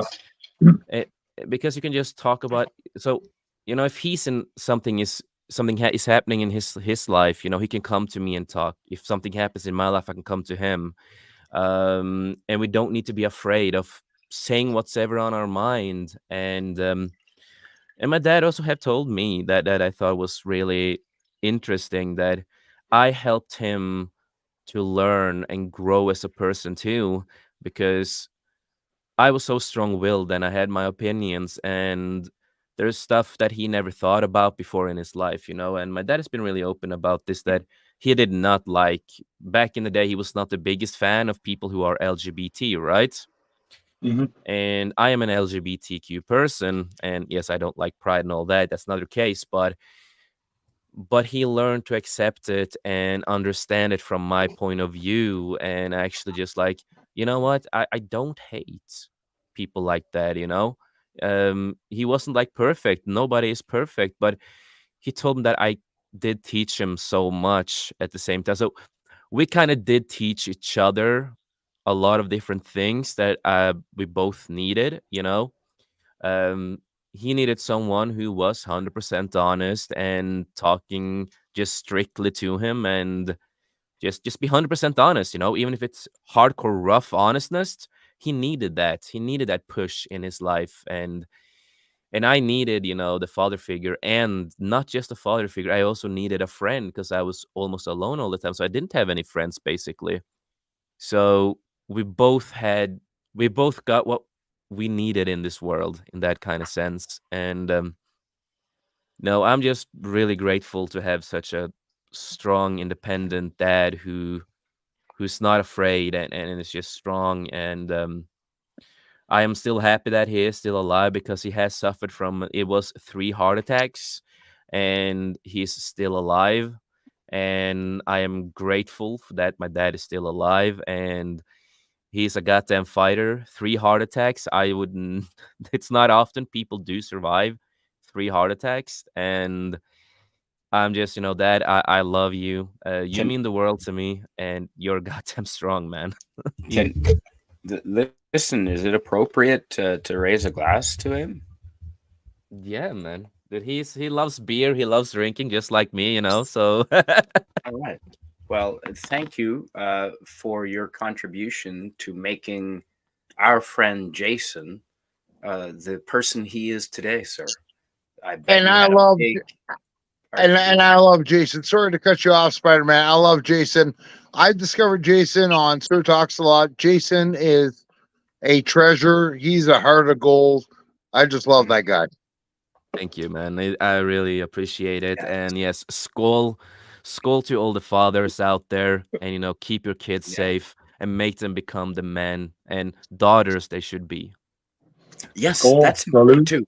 That's yes, the Oh. focus, because we're all men. The focus is on But men. I'm going to stir up shit as a Canadian. Sorry, Denmark. There's no fucking way you guys can invade Canada. You could try. You could drink booze at it. We're going to make Danishes out of you. Just Why saying. would we invade? No, they don't understand. It's Canada. They don't, Christian. I got a point here. They don't understand how big Canada is, and we smartly spaced our cities so far apart, and there's nothing but vast, desolate, death wilderness all around. The Americans tried it. They missed it. They couldn't find our cities. So good luck. You've never heard of the Sirius Patrol. They No, there's a reason we didn't, because Sirius Patrol, really. Sorry, I'm just trying to I'm just trying to bond with this guy. And they patrolled the interior of Greenland. Greenland is vast. Oh yes, of course. And before Greenland is called Greenland, before this climate change, we agree on one thing: Greenland should be green before the climate change. No. Eric the Red, he called it Greenland for commercial purposes to get more people to live there. And then you had a cooling down of Earth. We have these warmings and coolings all the time of Earth. Naturally. And back then it was really warm. Yeah. And back then it was really warm. And very green up there. And then it became colder. We had a small ice age, a tiny ice age, about 1,000 years ago, which made it so cold that they had to move to Iceland. But basically, it was a commercial thing, and Greenland is very green in the summer. It's beautiful. You would love it. I do. Actually, believe it or not, I'm not antagonizing you. I'm actually trying to bond with you. But I'm also, me being me and stoic, I do explain the facts around everything. Of course. I'm a robot. And another reason to respect you, my friend. That's what I love about Snail, and that's why I encourage I encourage you to come on the panel anytime you have time. I know it's hard sometimes, but anytime you have time, you've got an open door, man. So you will all get a kick out of this. I have two things first. In psychology, the father is the one who enforces or instills the gender role within both male and female. Exactly. Agree. The woman has no say in that, because the son will compete with his dad. Yes, like I was saying to Jason there, which is natural. It happens Although if Yeah. it doesn't, it's a weak kid or very, very well adjusted. I don't know. There you And go, Jason. female will, Good point, in John. an Oedipedial way, seek dad's approval, and from that she will learn what is a woman. The mother just helps out with clothes. She has a big role in other things, but the understanding of the gender role is all down to the dad. Exactly. Yeah. Thank you. Yeah. Thank you, sir. And also provides an example to the daughter of what Yes. a good man is. So otherwise, Exactly. how the hell is she gonna know what a good man is hmm Now- without someone as an example in that relationship? Now, Look now, at, guys. look at someone like Christian here. He seems to be a man's man. So imagine Yes, if he had a daughter. I She would do. see him, what he puts in, the hours he puts in, the effort he puts in. And that will be her standard. Well, okay, I Yes, got something to add to that. Eugene My Bird, daughter, yes, absolutely. I got something to add to that. I do have a son, and I do have a daughter. I am a man's man. The Very only good. problem is my wife complains to me because my daughter is just like me. What do you think of that, Snail? I'm sorry.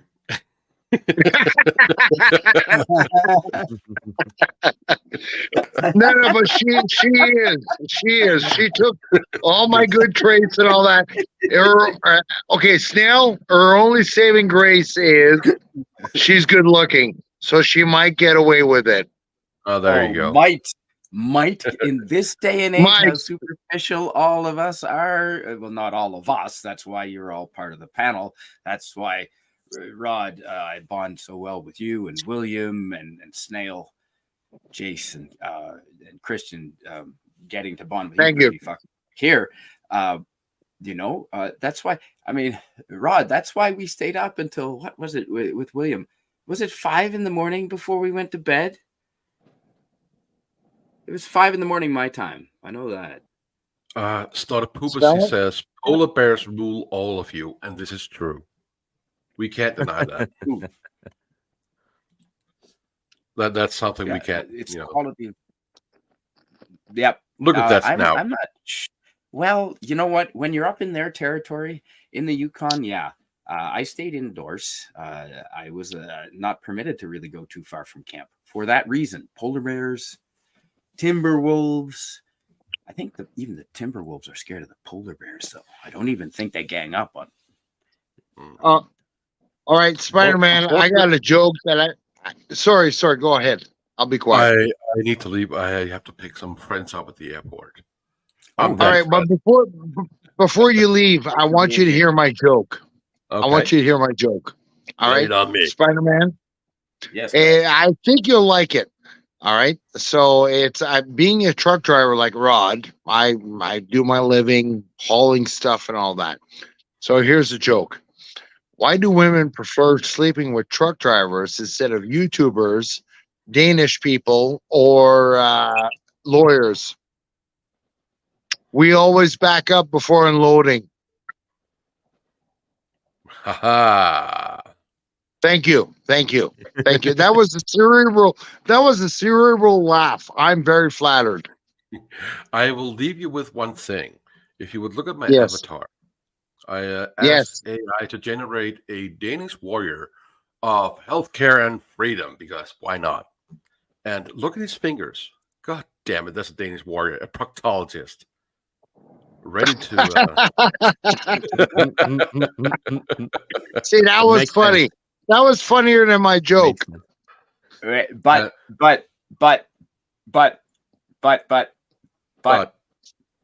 Yes, and they like butts. Yeah. Smell my fingers. Okay, that was another joke. Oh.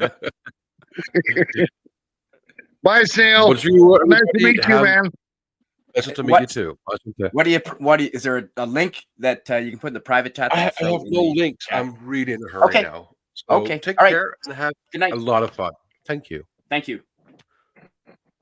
Yeah, I guess it takes him forever to get anywhere.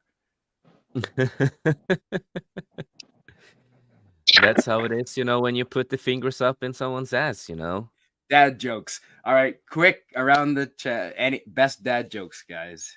Oh, I don't fucking know, man. Yeah. I don't do Preferably dad not. All right, jokes I normally. got the best dad joke.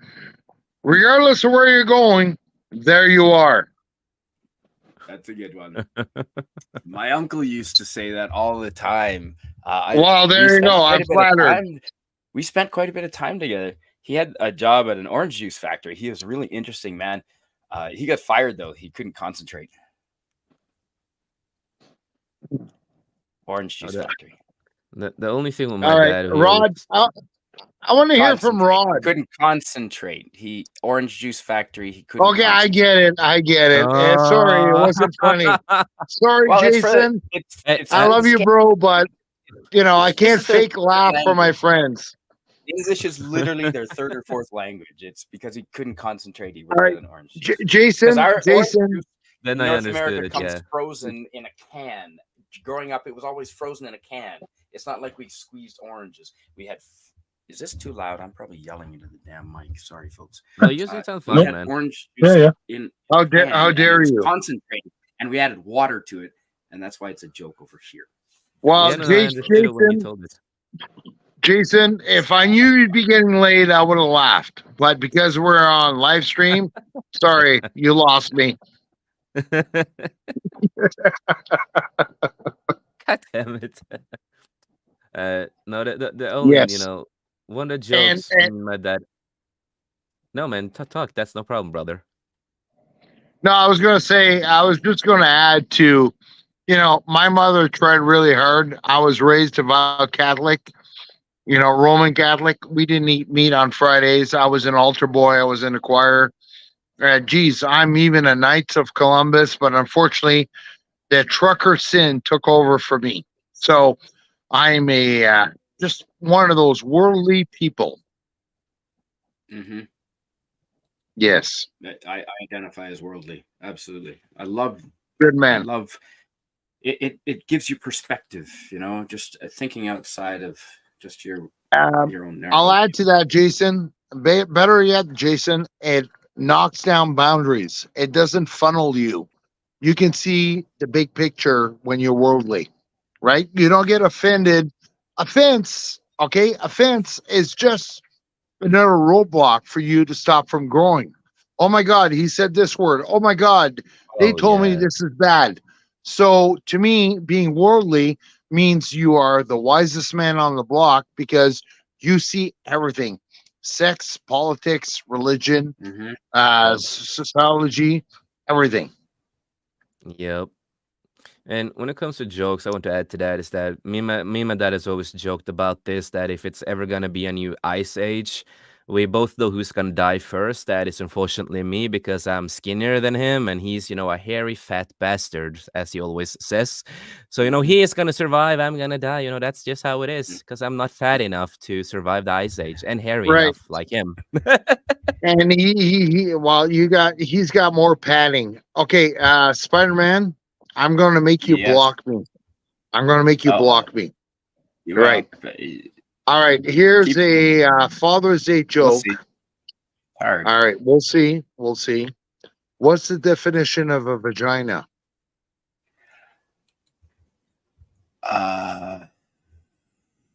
It's the box the penis comes in. Oh. Of course. That's all right. You didn't block me. So good. No, that's that a is good one. That is rather, man. I worked in construction and I worked roofing, man, in the 80s. I worked roofing in the 80s with 5-ply tar and gravel roofs, ripping it up with pitchforks, man. We were rough. We didn't hold back on the jokes, yeah. Right out of apparently, Paradise Square. Dark of Iron is I have an archive of dad jokes for the Radio Demon, and I want to shout out to the chat. We've been ignoring them a little bit, so I just had so many interesting comments. It was so dynamic, and it was flowing, and it was fantastic. And thanks for all contributing. But I do want to acknowledge the chat. I'm trying to be like I said, I'm a new host, still working on it. you Thanks, get Norman. better and better, Okay. man. As more as you stream, more you do this, you will get, you will get the hang of it. That's all you need to do. Yeah. And don't forget, Spider-Man, you're an oxymoron. You're an educated construction worker. Those words Eight-sided moron.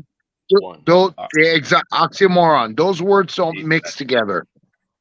No, no, they don't. And you know what? The best education I had was I learned way more traveling to other parts of the world that had other perspectives, and that's why Mm. I'm so thrilled to have such a dynamic panel, and everyone is contributing. And you get a in better a perspective of the completely world constructive when you way. do travel. Yeah. You get a better perspective because you also live Now- basically how you see how they live, you experience it, and it's not just like All right. you hear about it and talks about it. So you kind of get that full experience yourself to All right. learn and understand, and that's really important. All right, I'm going to add an estrogen joke. What do you mean dynamic? What are you saying? Huh? Sorry. I'll be quiet. No. That's yeah. Well, apparently, yeah. I'd like to hear some more dad jokes. I can't remember jokes. I've heard so many good jokes, and I cannot remember them for shit. I can remember restaurant locations in certain cities that I haven't been to in literally 20, 30 years, Yeah. but or chocolate shops in But not the Versailles, jokes in a way. Leroy du Soleil. If you're looking for a good chocolate shop, not that they're endorsing me, but if they want to send me free chocolate, Leroy du Soleil, which English is anyone? No, never heard of it.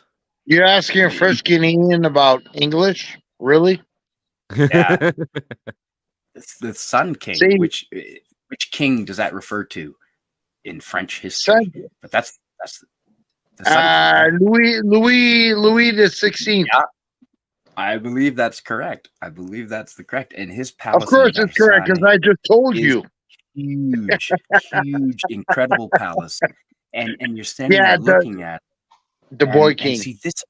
I'd love to take my dad to Europe, but I don't know if at his age now if I'll be able to convince him. But I'd love to show him some of the history in Europe. Oops, that's the mouse. All right, so I gotta add Yeah. something to you. Spider-Man, you were like, you don't remember jokes and all that. I'm even worse off than you. I remember full conversations, all right? Every finite details, but I will not remember the person's name that I was talking to, even if it's Bob. I'm one of those people. Yeah. William Shakespeare, can I? I know you've got a sense of humor, so you might be the right person for this from our friend. Can you read this, please? if you're, Am I coming through okay? I can hear Yeah. you fine. Snortapoopa says, dad joke. Did you hear about the cat that ate a lemon? Oh, that's a sourpuss. Yes, but gentlemen, it's only a sourpuss until you get her off. Then she's your wrapped around your finger. Thanks, Snartapoops. That's awesome. Sorry, I talk too much. No, that was you. Go right ahead. Like I said, this is a free channel to you throw in comments, and inappropriate is encouraged. There's something I want to ask, and that is, what's one of the best memories you have of your father? That is one thing I really wonder of you guys. Like, one of the best memories you have. Who you asking? I think he's asking everybody. Yeah, I'm asking Okay. everybody on the panel. Yeah, go Well, ahead. Rod. because I got the biggest mouth, I'll go last. Oh. Yeah, Rod. I'd like. Yeah, okay. Fair enough. We'll go around starting with Rod. That's great. I'd have to say, I don't know. I mean, I'd have to say a lot of a lot of it was just Dad teaching us how to drive, like on the farm here, like how to drive machinery, and then like probably the biggest thing too. So, when like we're sitting there looking at the auger and everything, kind of put the hands closer, and it's like, get your hands away from there, And like at first you're mad at him, worried, and you're kind of mad at him for like screaming at you, but then you realize that he's only screaming at you because he's worried. He doesn't want you to lose a hand. He's never lost. He's never lost any digits or hands or anything. And as a result of that, though, like Dad taught us to respect the machinery. The same thing with the livestock. He said, respect the livestock. I mean, handle them with care and everything, but don't abuse them. And treat them good, and they'll treat you good back. And it's similar to life, I guess, in general, people in general. Treating others with care and respect, and don't don't abuse them. So like, what you're again, just good lessons for life in general was that. Yeah, totally get you. So but like I still say too, like I mean, like I remember getting the dual wheeled tractor stuck on the top of the hill, and you could plainly see it. And I dug the cultivator in too deep to dig, and like and then and then Dad came, what are you doing? And then which I realized too, like, well, you got your cultivator set too low. Of course you're gonna get stuck. And then okay, and like, and like I was digging ruts. They're probably almost probably about 1.5, at least a foot deep. For a dual wheeled field tractor, that's nothing. But like, still, and like Dad just simply like backed it up, and then he set the cultivator up a little higher, and then just plowed right over, and like that, and then the ruts I dug were gone, and I just. So he's like, see, there you go. Just be a lot more gentle on it when you're going up the hills. And remember, when you're going up a hill, you have to bring the cultivator up slightly, because otherwise it'll dig in deeper, because hills are angled. And like, which again, that's nothing. I mean, Dad wasn't. I don't think Dad was much for physics, but I mean, like he was. I mean, he was for experience in terms of like, again, that's physics. Your brain, I mean, you're going up a hill. Of course, you're, and you have your cultivator set at a certain depth. But then, like, if you go up a hill, you're going to dig deeper. Because you're going to dig into the hill if you don't pull it up slightly. Yeah, if you don't pull it up and if you don't pull it up slightly, well then, surprise, you're gonna lose your. That's an awesome memory that you have such detail, Rod. That's fantastic. And hello to FKHC 2005. And no one got injured. No. So that's maybe the that's good most important part. Yeah, I'd say so. Jason. Yeah. For me, I have a couple ones, of course, but one of the good I have two funny memories that I will never forget, and one of them is when my dad was gonna help me to do math and stuff like that when I was really young. So we were gonna count and all that kind of stuff, and the number was we were gonna get to 1. That was like the number of what we did in the math thing. And then when we got to number 1, I was showing the finger, and he was 2. He was the middle finger, and we didn't recognize it before. We just looked at the finger and just like, oh shit, that was so funny. And I was I think I was around like 8 or 7 at this point. So that was really funny. Yeah, it's like, oh, my dad, he actually did teach me to show the middle finger, even though I knew about it before. But he did kind of teach me in a smart way, even not when he didn't even think about it. And another funny memory is when my dad first found out that I got laid. That was the most. That was Nice. yeah. That would do it. Yeah, because That would do it. when we lived together, when the first time I got laid, I was like 13 years old. Yeah, I was young the first time Wow. I got laid, Wow. It was a and teacher. no, Don't tell no, me. Don't tell me. Don't tell me. I'm gonna spare the details of the person, but she was amazing. I learned a lot. And I'm Norwegian. We Wow. love sex. So Mhm. Of course. I watched a lot of Hub before that, so I kind of understood what was going on. Yeah. I was a smart kid. I knew how to find every website. Wasn't that hard. Of course. Yeah. So Yeah. just curious, was she How would older than you? A little, yeah. Uh-huh. Yeah. But no, good for you. Score. No. Yeah. So somebody who knows what they're doing. I mean, yeah. So so when my dad found out, because we had the same computer at the time when we lived together, so we used the same computer. Oh, of And course. this was the time when we had like MSM, Because that was Hotmail, common. MSM. That was common. Yeah, It's a the old household thing. computer. Everybody used it. So I forgot to Mhm. log out. I forgot to log out of my account on MSM. Oh. So my dad, he's lying in You couch in can't his do that. couch. You couldn't. Yeah.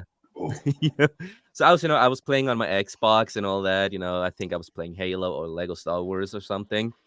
And my dad's on the computer, and then he sees the messages. And he's just like, he says my name and just like Jason, and I'm like, yes. And yeah, I've been honest that I did change my name, so I'm not gonna say what my original name was when I was young. So I just used Jason for that too, because I did change my name last year or Of 2 course. years ago. Mhm. So we said my name, and it's just like, have you had sex? And I'm like, maybe, yes. And he's just like, okay. Did you But you're remember not gonna a lie. rubber? He's just like, did you remember a rubber? I'm like, I didn't use a rubber at the time. So I was just like, I don't know. and he's just like, yeah, well, remember it next time because I don't want to be a grandpa yet. Yeah, he That's didn't his sign up for that response. responsibility. Yeah. Yeah, so Wow. that's how he responded on it, and it was such a funny moment because I was so fucking nervous as a kid. Mhm. But that's how he responded to it, and so that's two of the most fun memories I have with that. Even though I have a lot of other fun memories, it's just we have so many, but those two memories are two that I will never forget because it's just Yeah. like when he finds out that I have had sex, he was proud though. He was proud that I finally got laid, and I always said this to my Oh, dad. okay. I always said Finally. this to him. Finally. And I always said this to my dad. I'm gonna lose my virginity before I'm 14. I always told my dad that, and I fucking did it. So it's like I achieved it, and I'm like, Holy fuck you, shit. dad. I was And with a younger than human you too. before. Yes, That's awesome. and because my dad, he was always honest about me when he lost his virginity, and he lost it when he was 14. And Mhm. I wanted to beat my dad. I wanted to beat my dad. Nice. It's a Yeah, competition. But that's yeah, what is good. yeah. Because dads I are wanted supposed to to beat my dad compete in it, and inspire that competition and in their sons. But and now most of my friends, they've always called me a fucking man whore, and so has my dad. Because I am, and I'm spicy. not afraid. I'm not afraid to talk about my sex life in that kind of sense. Because everybody who knows me, yes, I have got a lot of laid, and I'm almost on 200 people, and it's crazy how many people I've Yeah. been with through my life. And I'm like, am I proud of it? Not really, but we are young and we That's a lot live. of And again, condoms. That's a lot of I'm condoms. Norwegian, and I've always said this. I am still surprised that I've not gotten any pregnant, other than my ex-fiance. She was the only one who became pregnant. Yeah. We were in a relationship for like 7-ish years, so that's a completely different case in that Mhm. relationship. But unfortunately, the child died in the stomach. We found out and all that, but and we were too young either way. Damn. So, and Oh, but yeah. Okay. so yeah, I am a So man whore. with that many people, did you manage to in Norway? Did you manage to get outside of your family circle? Oh, I've basically never been in my family circle. I've always been No, an that was a outcast in the joke. family. That was Oh, hey, I'm Norwegian. Do you think I that was an expect you to understand? inbreeding Oh no. Norwegian Oh joke. no. I'm not like that. I'm not like that. But That's a no. see, we're bonding. Yeah, but no, it's the same thing that I've always been honest about that too. Yes, I like sex. I like to be around. I do enjoy being single. Honesty, the best policy, man. I Honesty is the used best to Yeah. enjoy being single, and at some point too, I've always mentioned this because if someone's gonna dox me, since fake accounts about me now apparently, is that I have done OnlyFans, I have done OnlyFans and stuff like that, and I just don't care who knows, It's like it's part of my experience, and I remember when I had to come clean to my dad, he started laughing so fucking much. He's just like, yeah, I expected that much of you, man. You're a goddamn disappointment. He didn't mean it that way, but he liked to joke, right? So he called me a damn disappointment at the time, and it was so funny. But yeah, it's all about experience and all that kind of stuff, And man, that's important to remember that. Yeah. Yeah. I Okay, have done a but- lot, man. Yeah. Yeah. No, but that gives you different perspectives too, right? I mean, you've got Yeah. it's hard to be intolerant if you've seen that many interacted with that many different Yeah, I don't recommend it to people. Mm. Do not be like that. Wear a I condom. have been. Yeah, please wear a goddamn condom, please. And on that note, that's a perfect segue. William Yeah. Jake Spielberg. Hello, hi. What's your hey, take guys. on? Did you catch what we were talking about? Oh yeah, I've been here just You listening and became curious. Oh yeah. well, just I don't know, reminiscing on you hear all these stories, and I didn't really think about how it would make me reminisce on my own life and past and such. So it's been enlightening, and it's kind of made me time travel in my mind a good bit. Yeah, so I've got a lot of really good memories with my father, Nice. and yeah, but Excellent. probably for Hey, a Pop. unique. Hi, Pop Go ahead. Culture. Oh, Just saying hello to Pop. yep. Uh, it sounds like a fairly unique story amidst all the other stories that we've heard today, of which I won't go into the story right now. But I met my father when I was 25, and Oh really? yeah, Wow. and so because of that, we we only knew each other as adults, and talk about a very enlightening life path to have that opportunity. So we didn't have the anger that we would, that a father and son might grow up with, being at each other's throat all the time, through life at an early stage of, my own youth and any young child's youth, and all the pains that we've gone through that we all know.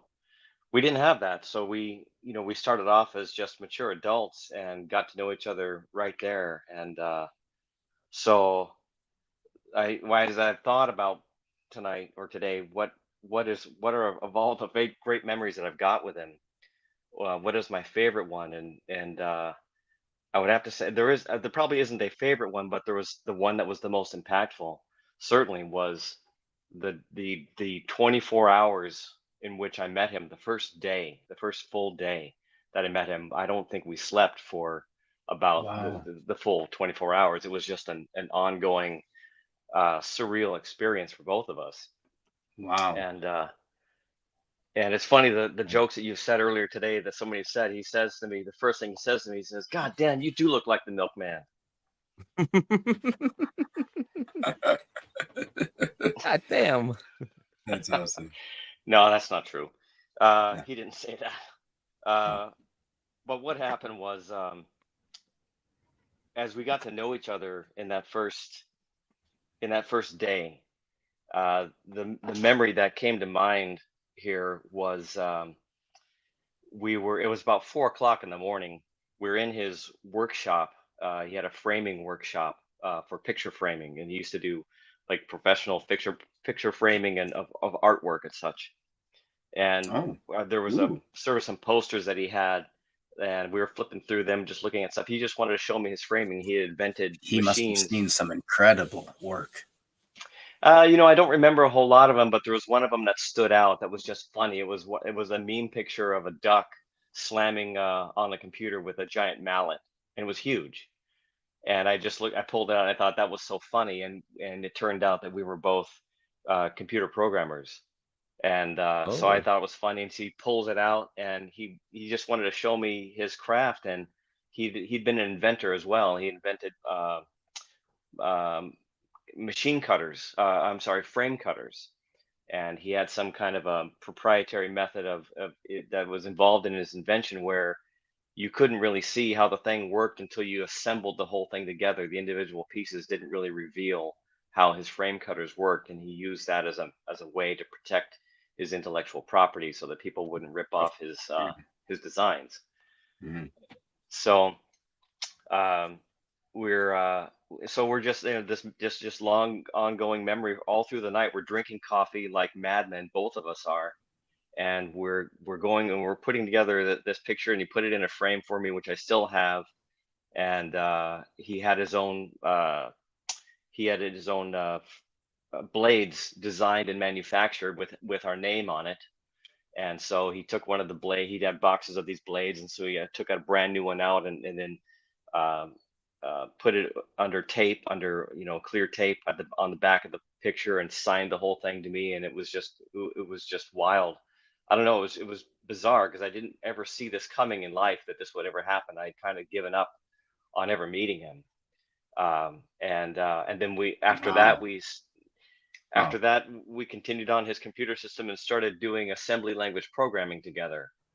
And this was back in the early 90s, when assembly was still very popular back then. Now it's much less so. But I was just shocked and beside myself that here it is that we had both taken very similar paths in engineering, but on different disciplines. But one of them we shared together happened to be computer programming. And it also explained a lot about myself, because the talent that I had in that growing up in life was not evident anywhere else in my family. And I always wondered, where the hell did this affinity come from? Where did it come from that I was interested in this first place? Because I got involved in computers when I was about 11 or 12, talking around 1979, when it wasn't even a household word. Computer was only used as a term in Star Wars and Star Trek. People didn't use that interchangeably like they do today. Yeah, of course. So it is interchangeable. Yeah. So, or I mean, it's not a common. It wasn't a common word back then at all. It wasn't a word that was used, or concept back then. So, anyway, that's it, and I'll leave it there. There's so many others, but I'm fortunate that we both spoke about that too, about how we felt. We were both strong-willed. We are, well, yes. I mean, he's no longer with us today, unfortunately, but we were both very passionate and strong-willed and opinionated, and we both felt fortunate and spoke about that. The fact that we didn't grow up together meant that we were not at each other's throat, because we both figured we probably would have been, given our disposition and our personality, basically. Right. And you know what? There's one more thing I actually want to share. I just remembered another. Really by all funny. means. Yeah, hell yeah. Yeah, this is in the Thank same you. trip. I flew back to meet him. He was back in Indiana, and so Yeah, thanks for sharing. Actually. And it's nice to reminisce about these things and to share with other I guys hope too, so. especially on a day like this. That's the point of today. Is the point of today, gentlemen. So there's another moment in this first trip where I went back to meet him. We're eating breakfast at the table in the kitchen, and I think his wife was there at the time, and he's just eating breakfast. He's just eating cereal, and I'm watching him, And I swear to God, I'm looking at this going, I'm looking at a fucking mirror right now, and it's kind of freaking me out because the way that he was, the way that he was eating, I thought to myself, that is almost, it feels like that's exactly how I look when I'm eating cereal.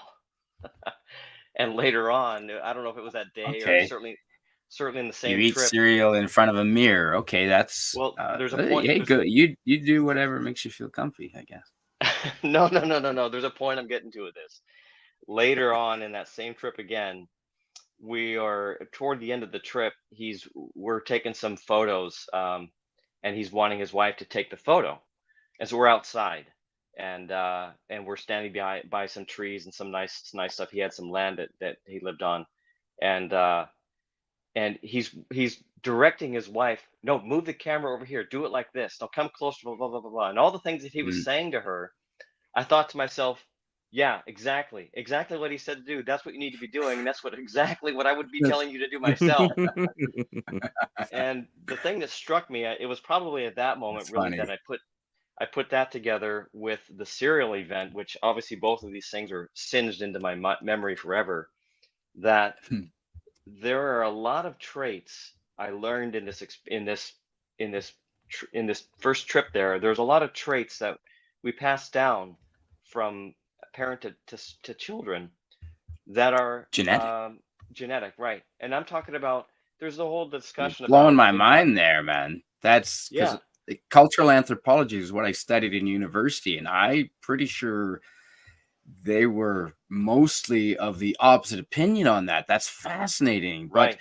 there's so much And controversy. and how could you Mhm. prove it one way or another without without hard evidence like this? I don't think you can. But I know, even the movie Trading Places with Eddie Murphy and Dan Not unless Aykroyd. you go all Hitler with the Nazi doctor experiments. That's the only way to do it. Yeah, I don't really know about that so much, but the other part you mentioned is the debate about what is it, environment versus I forget the two Nature sides. nature versus nurture. That was actually my thesis in Okay. university. One of mine. Yeah. So nature versus nurture, how could you prove the nature without without a controlled laboratory test such as this? You have children brought up never knowing one of their parents ever, never meeting them, and then after their full development into adulthood, you put them together and observe. And what do you see of the things that are common about them? Pieces of their personality. It is, I'm telling you guys, it is the freakiest fucking thing in the world. And I still Hmm. think about it to this day. And Yeah. it's a beautiful thing too. And it helps me understand myself in a lot of Nice. ways, right? Not only the things that I saw that he did, like engineering. Now he was more of a mechanical engineer. I'm a computer engineer. But he was also a computer engineer, but that was just an offshoot of his talent and his aspirations and where his mind wanted to go. And back then in the 90s, computers were still, they were still blossoming and burgeoning. And so he went that direction as well, just as another outlet that expanded his mind. Um, I never got into mechanical engineering, but when I watched him do mechanical engineering, I just thought the guy's a freaking genius, and it helped me understand why I did well in school as well, just to see that because again, my family wasn't they weren't scholars in any way, and I didn't understand where I got my capability from, and certainly it was genetic, and that's but the funny thing was how the personality comes through, and that's why I think back to the cereal thing and I thought, where in the hell does that come from, right? It's not a matter of looking at it and saying, oh, I'm seeing myself in the mirror. It was more like it I mean, how do I it's hard to express this. I'm almost kind of freaked out about it because you felt like you're looking at a mirror image of yourself, and that was very, very unexpected. It wasn't something you were looking for or whatever. I just looked up and I kind of went, what in the hell am I looking Yeah. at Out here? of You nowhere. know? Yeah, out of nowhere. And then the other thing with the camera, me thinking to myself, we have aspects of our mind that are just totally in tune, and yet we never knew each other, and in a way that I had never experienced with anyone else I'd never known. This was something that was so dialed in. It might as well have been a twin brother of mine or something. Hello, Anti-Derivative Jill. Hello. Hello and welcome, Anti-Derivative Jill. And she can only listen today, but thanks for the stream. You are most welcome, Anti-Derivative Jill. It is just a coincidence that we happen to have an all-male panel. We were just a little while ago discussing how important a role that a father can play to the daughters as well. So and I've heard that a lot of women also have fathers. A lot of them do. Some of them I think came from lesbian relationships, so probably they don't have fathers. But some of them do have fathers. And Anti-Derivative Jill, you are welcome at all times on this channel. You know that. So yeah, thanks for that. And thank you, William Shakespeare, for for sharing that. I mean, that's pretty that's pretty personal, and I appreciate what you were trying to say by sharing that. And I think that we've got a pretty smart chat. I think they get it too. Christian, speaking of someone with probably a smart couple of points, do you want to finish it up, and then we're looking to this will be the last question of the night so we'll wrap it up on the 2.5 hour mark, folks. I'd like to hear your answer, Christian, and then we'll go from there. Well, okay, Spider-Man, I'll tell you, you told me you're not monetized, so I'll be brutally honest and everything. All right? Please. And honesty is the best. yes. Usually. And I will not be politically correct. If you're cool with that. Yeah, no. If you're gonna not be politically correct, you can just get the fuck off that channel now. All right.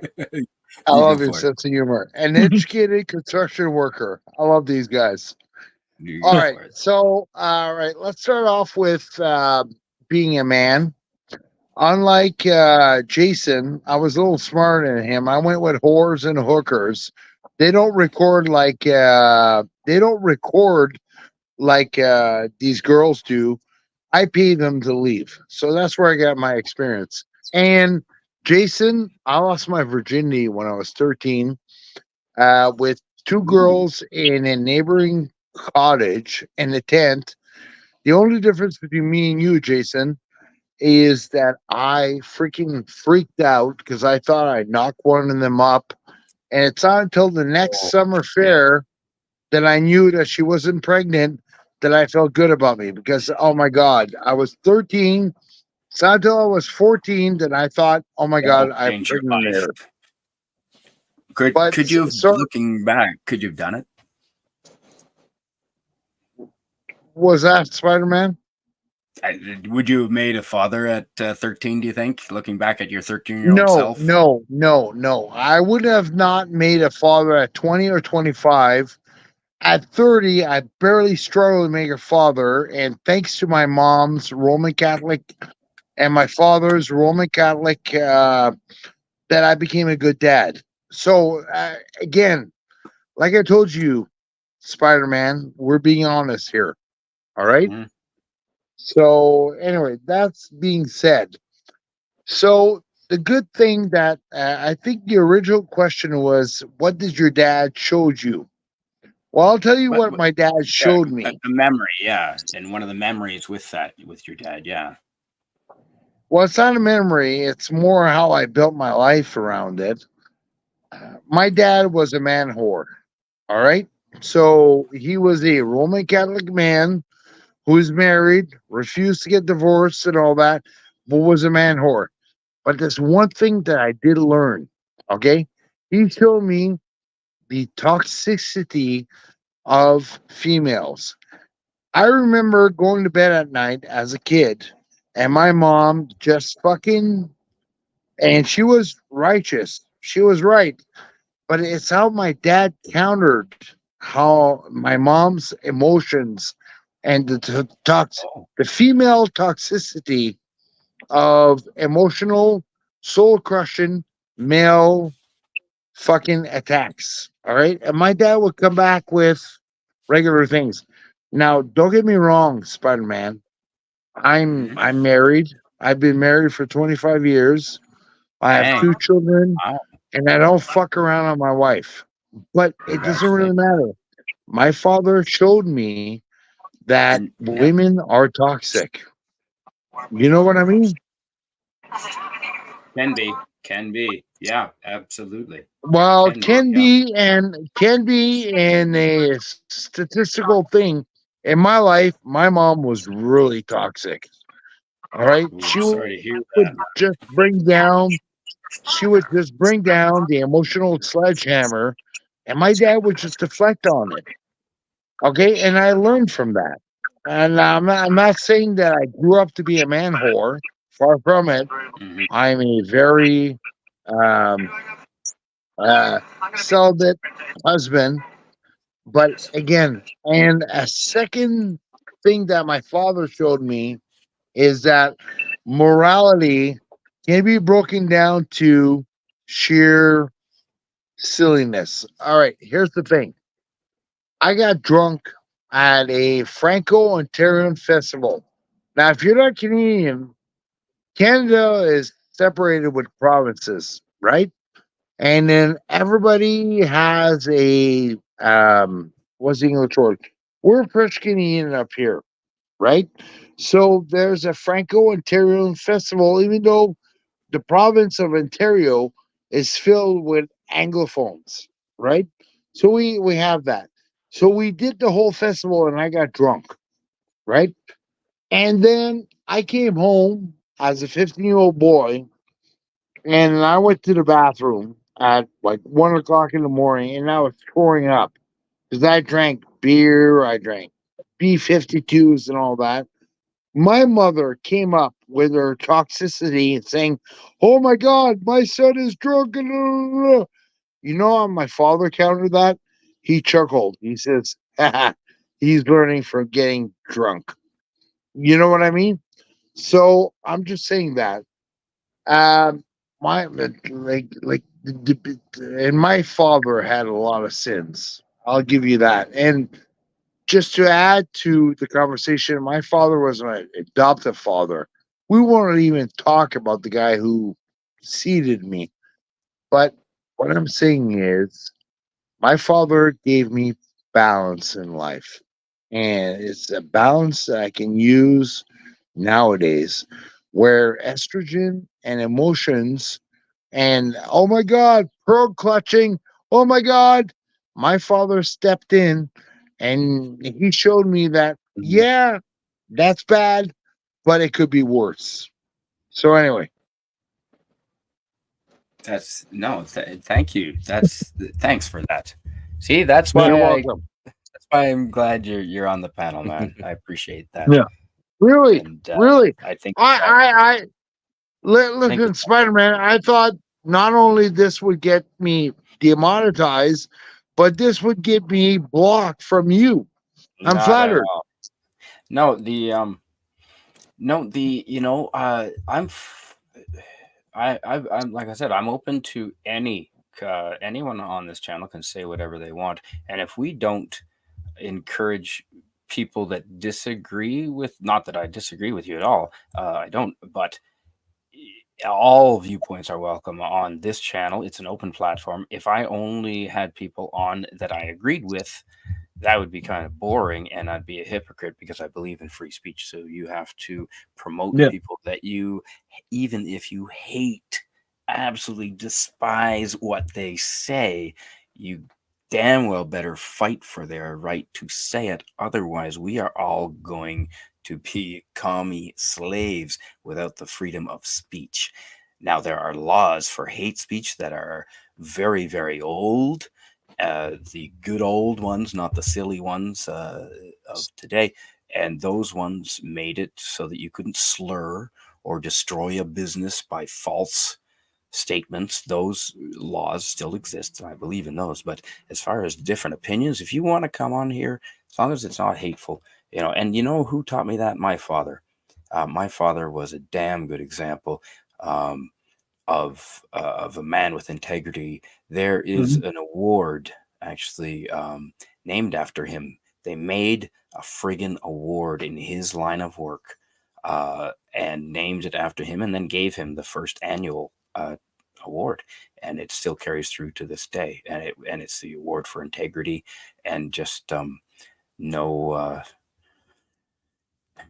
Just know he's a straightforward man, and that's why I love him. And he made a big impact on my life, and he helped me become the person I am today. And I keep striving to be more and more stoic and having more and more integrity. As you get older, I think it becomes easier to have integrity because it becomes a habit, like anything. So I'm just going to say quickly to end on my father. He made this by hand. He's quite handy. One story I remember with him, I'll finish with that, was we had this fishing canoe that was pointy on both ends, green fiberglass one. What was it was a Coleman, right? A Coleman style, pretty popular fiberglass canoe in the 80s back in Canada and 90s. And Canadian company. It's meant to be paddled, but he made a platform, a wooden platform, and bolted it and drilled it down through and clamped it to the back end of the pointy canoe, and so that the platform was square. And then he bolted a 7 horsepower Johnson outboard motor to the back of it, and he put me in the front of it, and we went down to the kilometer wide St. John River that has taken many a life, and we went, and he got it up to about half speed, and the canoe, like, I was well off the surface of the water, like in the air, and he wasn't even full. So full blast. We took it back to shore, never to be used again, or so he thought. And then I convinced 2 very large friends of mine later, while he was working the next week. 2 very large friends of mine took it out, and I was able to actually control it at pretty fast speeds with the 2 of them in the front. But that was great with Dad. He was always doing stuff like that, very creative. And oops, sorry, Chris, you dropped out, but thanks for being here. If you have to go, thank you so much for being here. But we're gonna and so he made this for me by hand, carved it out, sanded it up, lacquered the crap out of it so it's weather resistant. It's got a little hanger on the back so I can hang it outside. Love it. There we go. And it's Awesome. really Beautiful. Made that by hand. So thanks for that, Dad. And I want to thank each of you for being here today and sharing.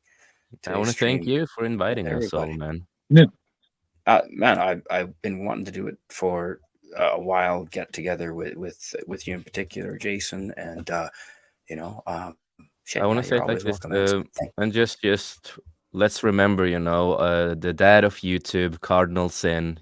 Let's also remember his legacy and what he gave us, and I think that's really important. A lot of us would not been here today without him, and he did take care of a lot of us as a father, and the legacy also goes on with you, Canadian man. I think so, because you are still doing this, and trying. And since he was the dad of YouTube, I will say that you're the uncle. You're the uncle of YouTube. He was the dad. You're the uncle. I am an uncle in real life. So you're my uncle now. I've got I'm 15 happy. years experience of being an uncle, man. 14 or 15 years experience being an uncle. Thanks, man. That's a thing. I always will take that as a high compliment, because I am a real uncle in life, in real life. And that's why I have a little bit of experience to draw on. Plus, like I said, such a damn fine example of a father myself, who was so generous with his time. Honestly, looking back at him, I should have got my ass whooped a whole lot more than I did. But he was such a strong man. Anyway, the uncle, I love it. I love being an uncle.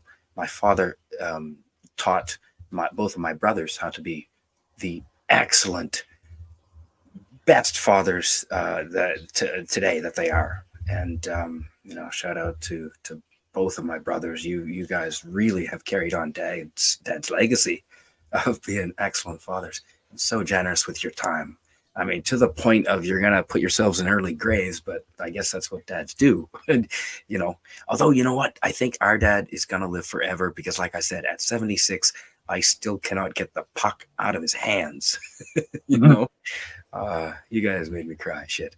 Hey, Dark Helmet, just thinking of playing hockey with Dad last Christmas, man, on Christmas Day, playing hockey on an outdoor rink. Oh yeah, I didn't say it was an outdoor rink on Christmas Day, and you know, I can skate faster than him. I'm pretty fucking fast on the ice. I'll tell you, gentlemen. I'm not ashamed of that. But yeah, he's so good with the puck, man. He's been playing hockey for 70 years, 70 some years. So good luck getting the puck away from that guy. And he's still in shape. Rod, he's an inspiration to in particular, because I know I'm quite intimate with your regiment and how often you work out, and my dad is much a believer in that, and he's still in excellent shape, and I'm trying to do the same thing. So, Dad, I love you. Thanks for partaking in this stream, gentlemen. I'd sent the link to my father, but I suspect he's out doing excellent Father's Day things with Mom. And you know what? A shout out to moms too. Before we end this stream, I think it's really, really important. I know there was some hot takes and topics covered, and it's important to listen to all sides. And everyone has the right to their opinion as long as it's not hateful. But I want to say that I have as much respect for the women that are mothers in this world, and I know some damn fine mothers. And Mom, I love you, and you're a good example of one. So before I cry too much, we're going to end the stream, gentlemen. Thanks for being here. Good night, everybody. Good night, everybody. Good night, everyone. See y'all.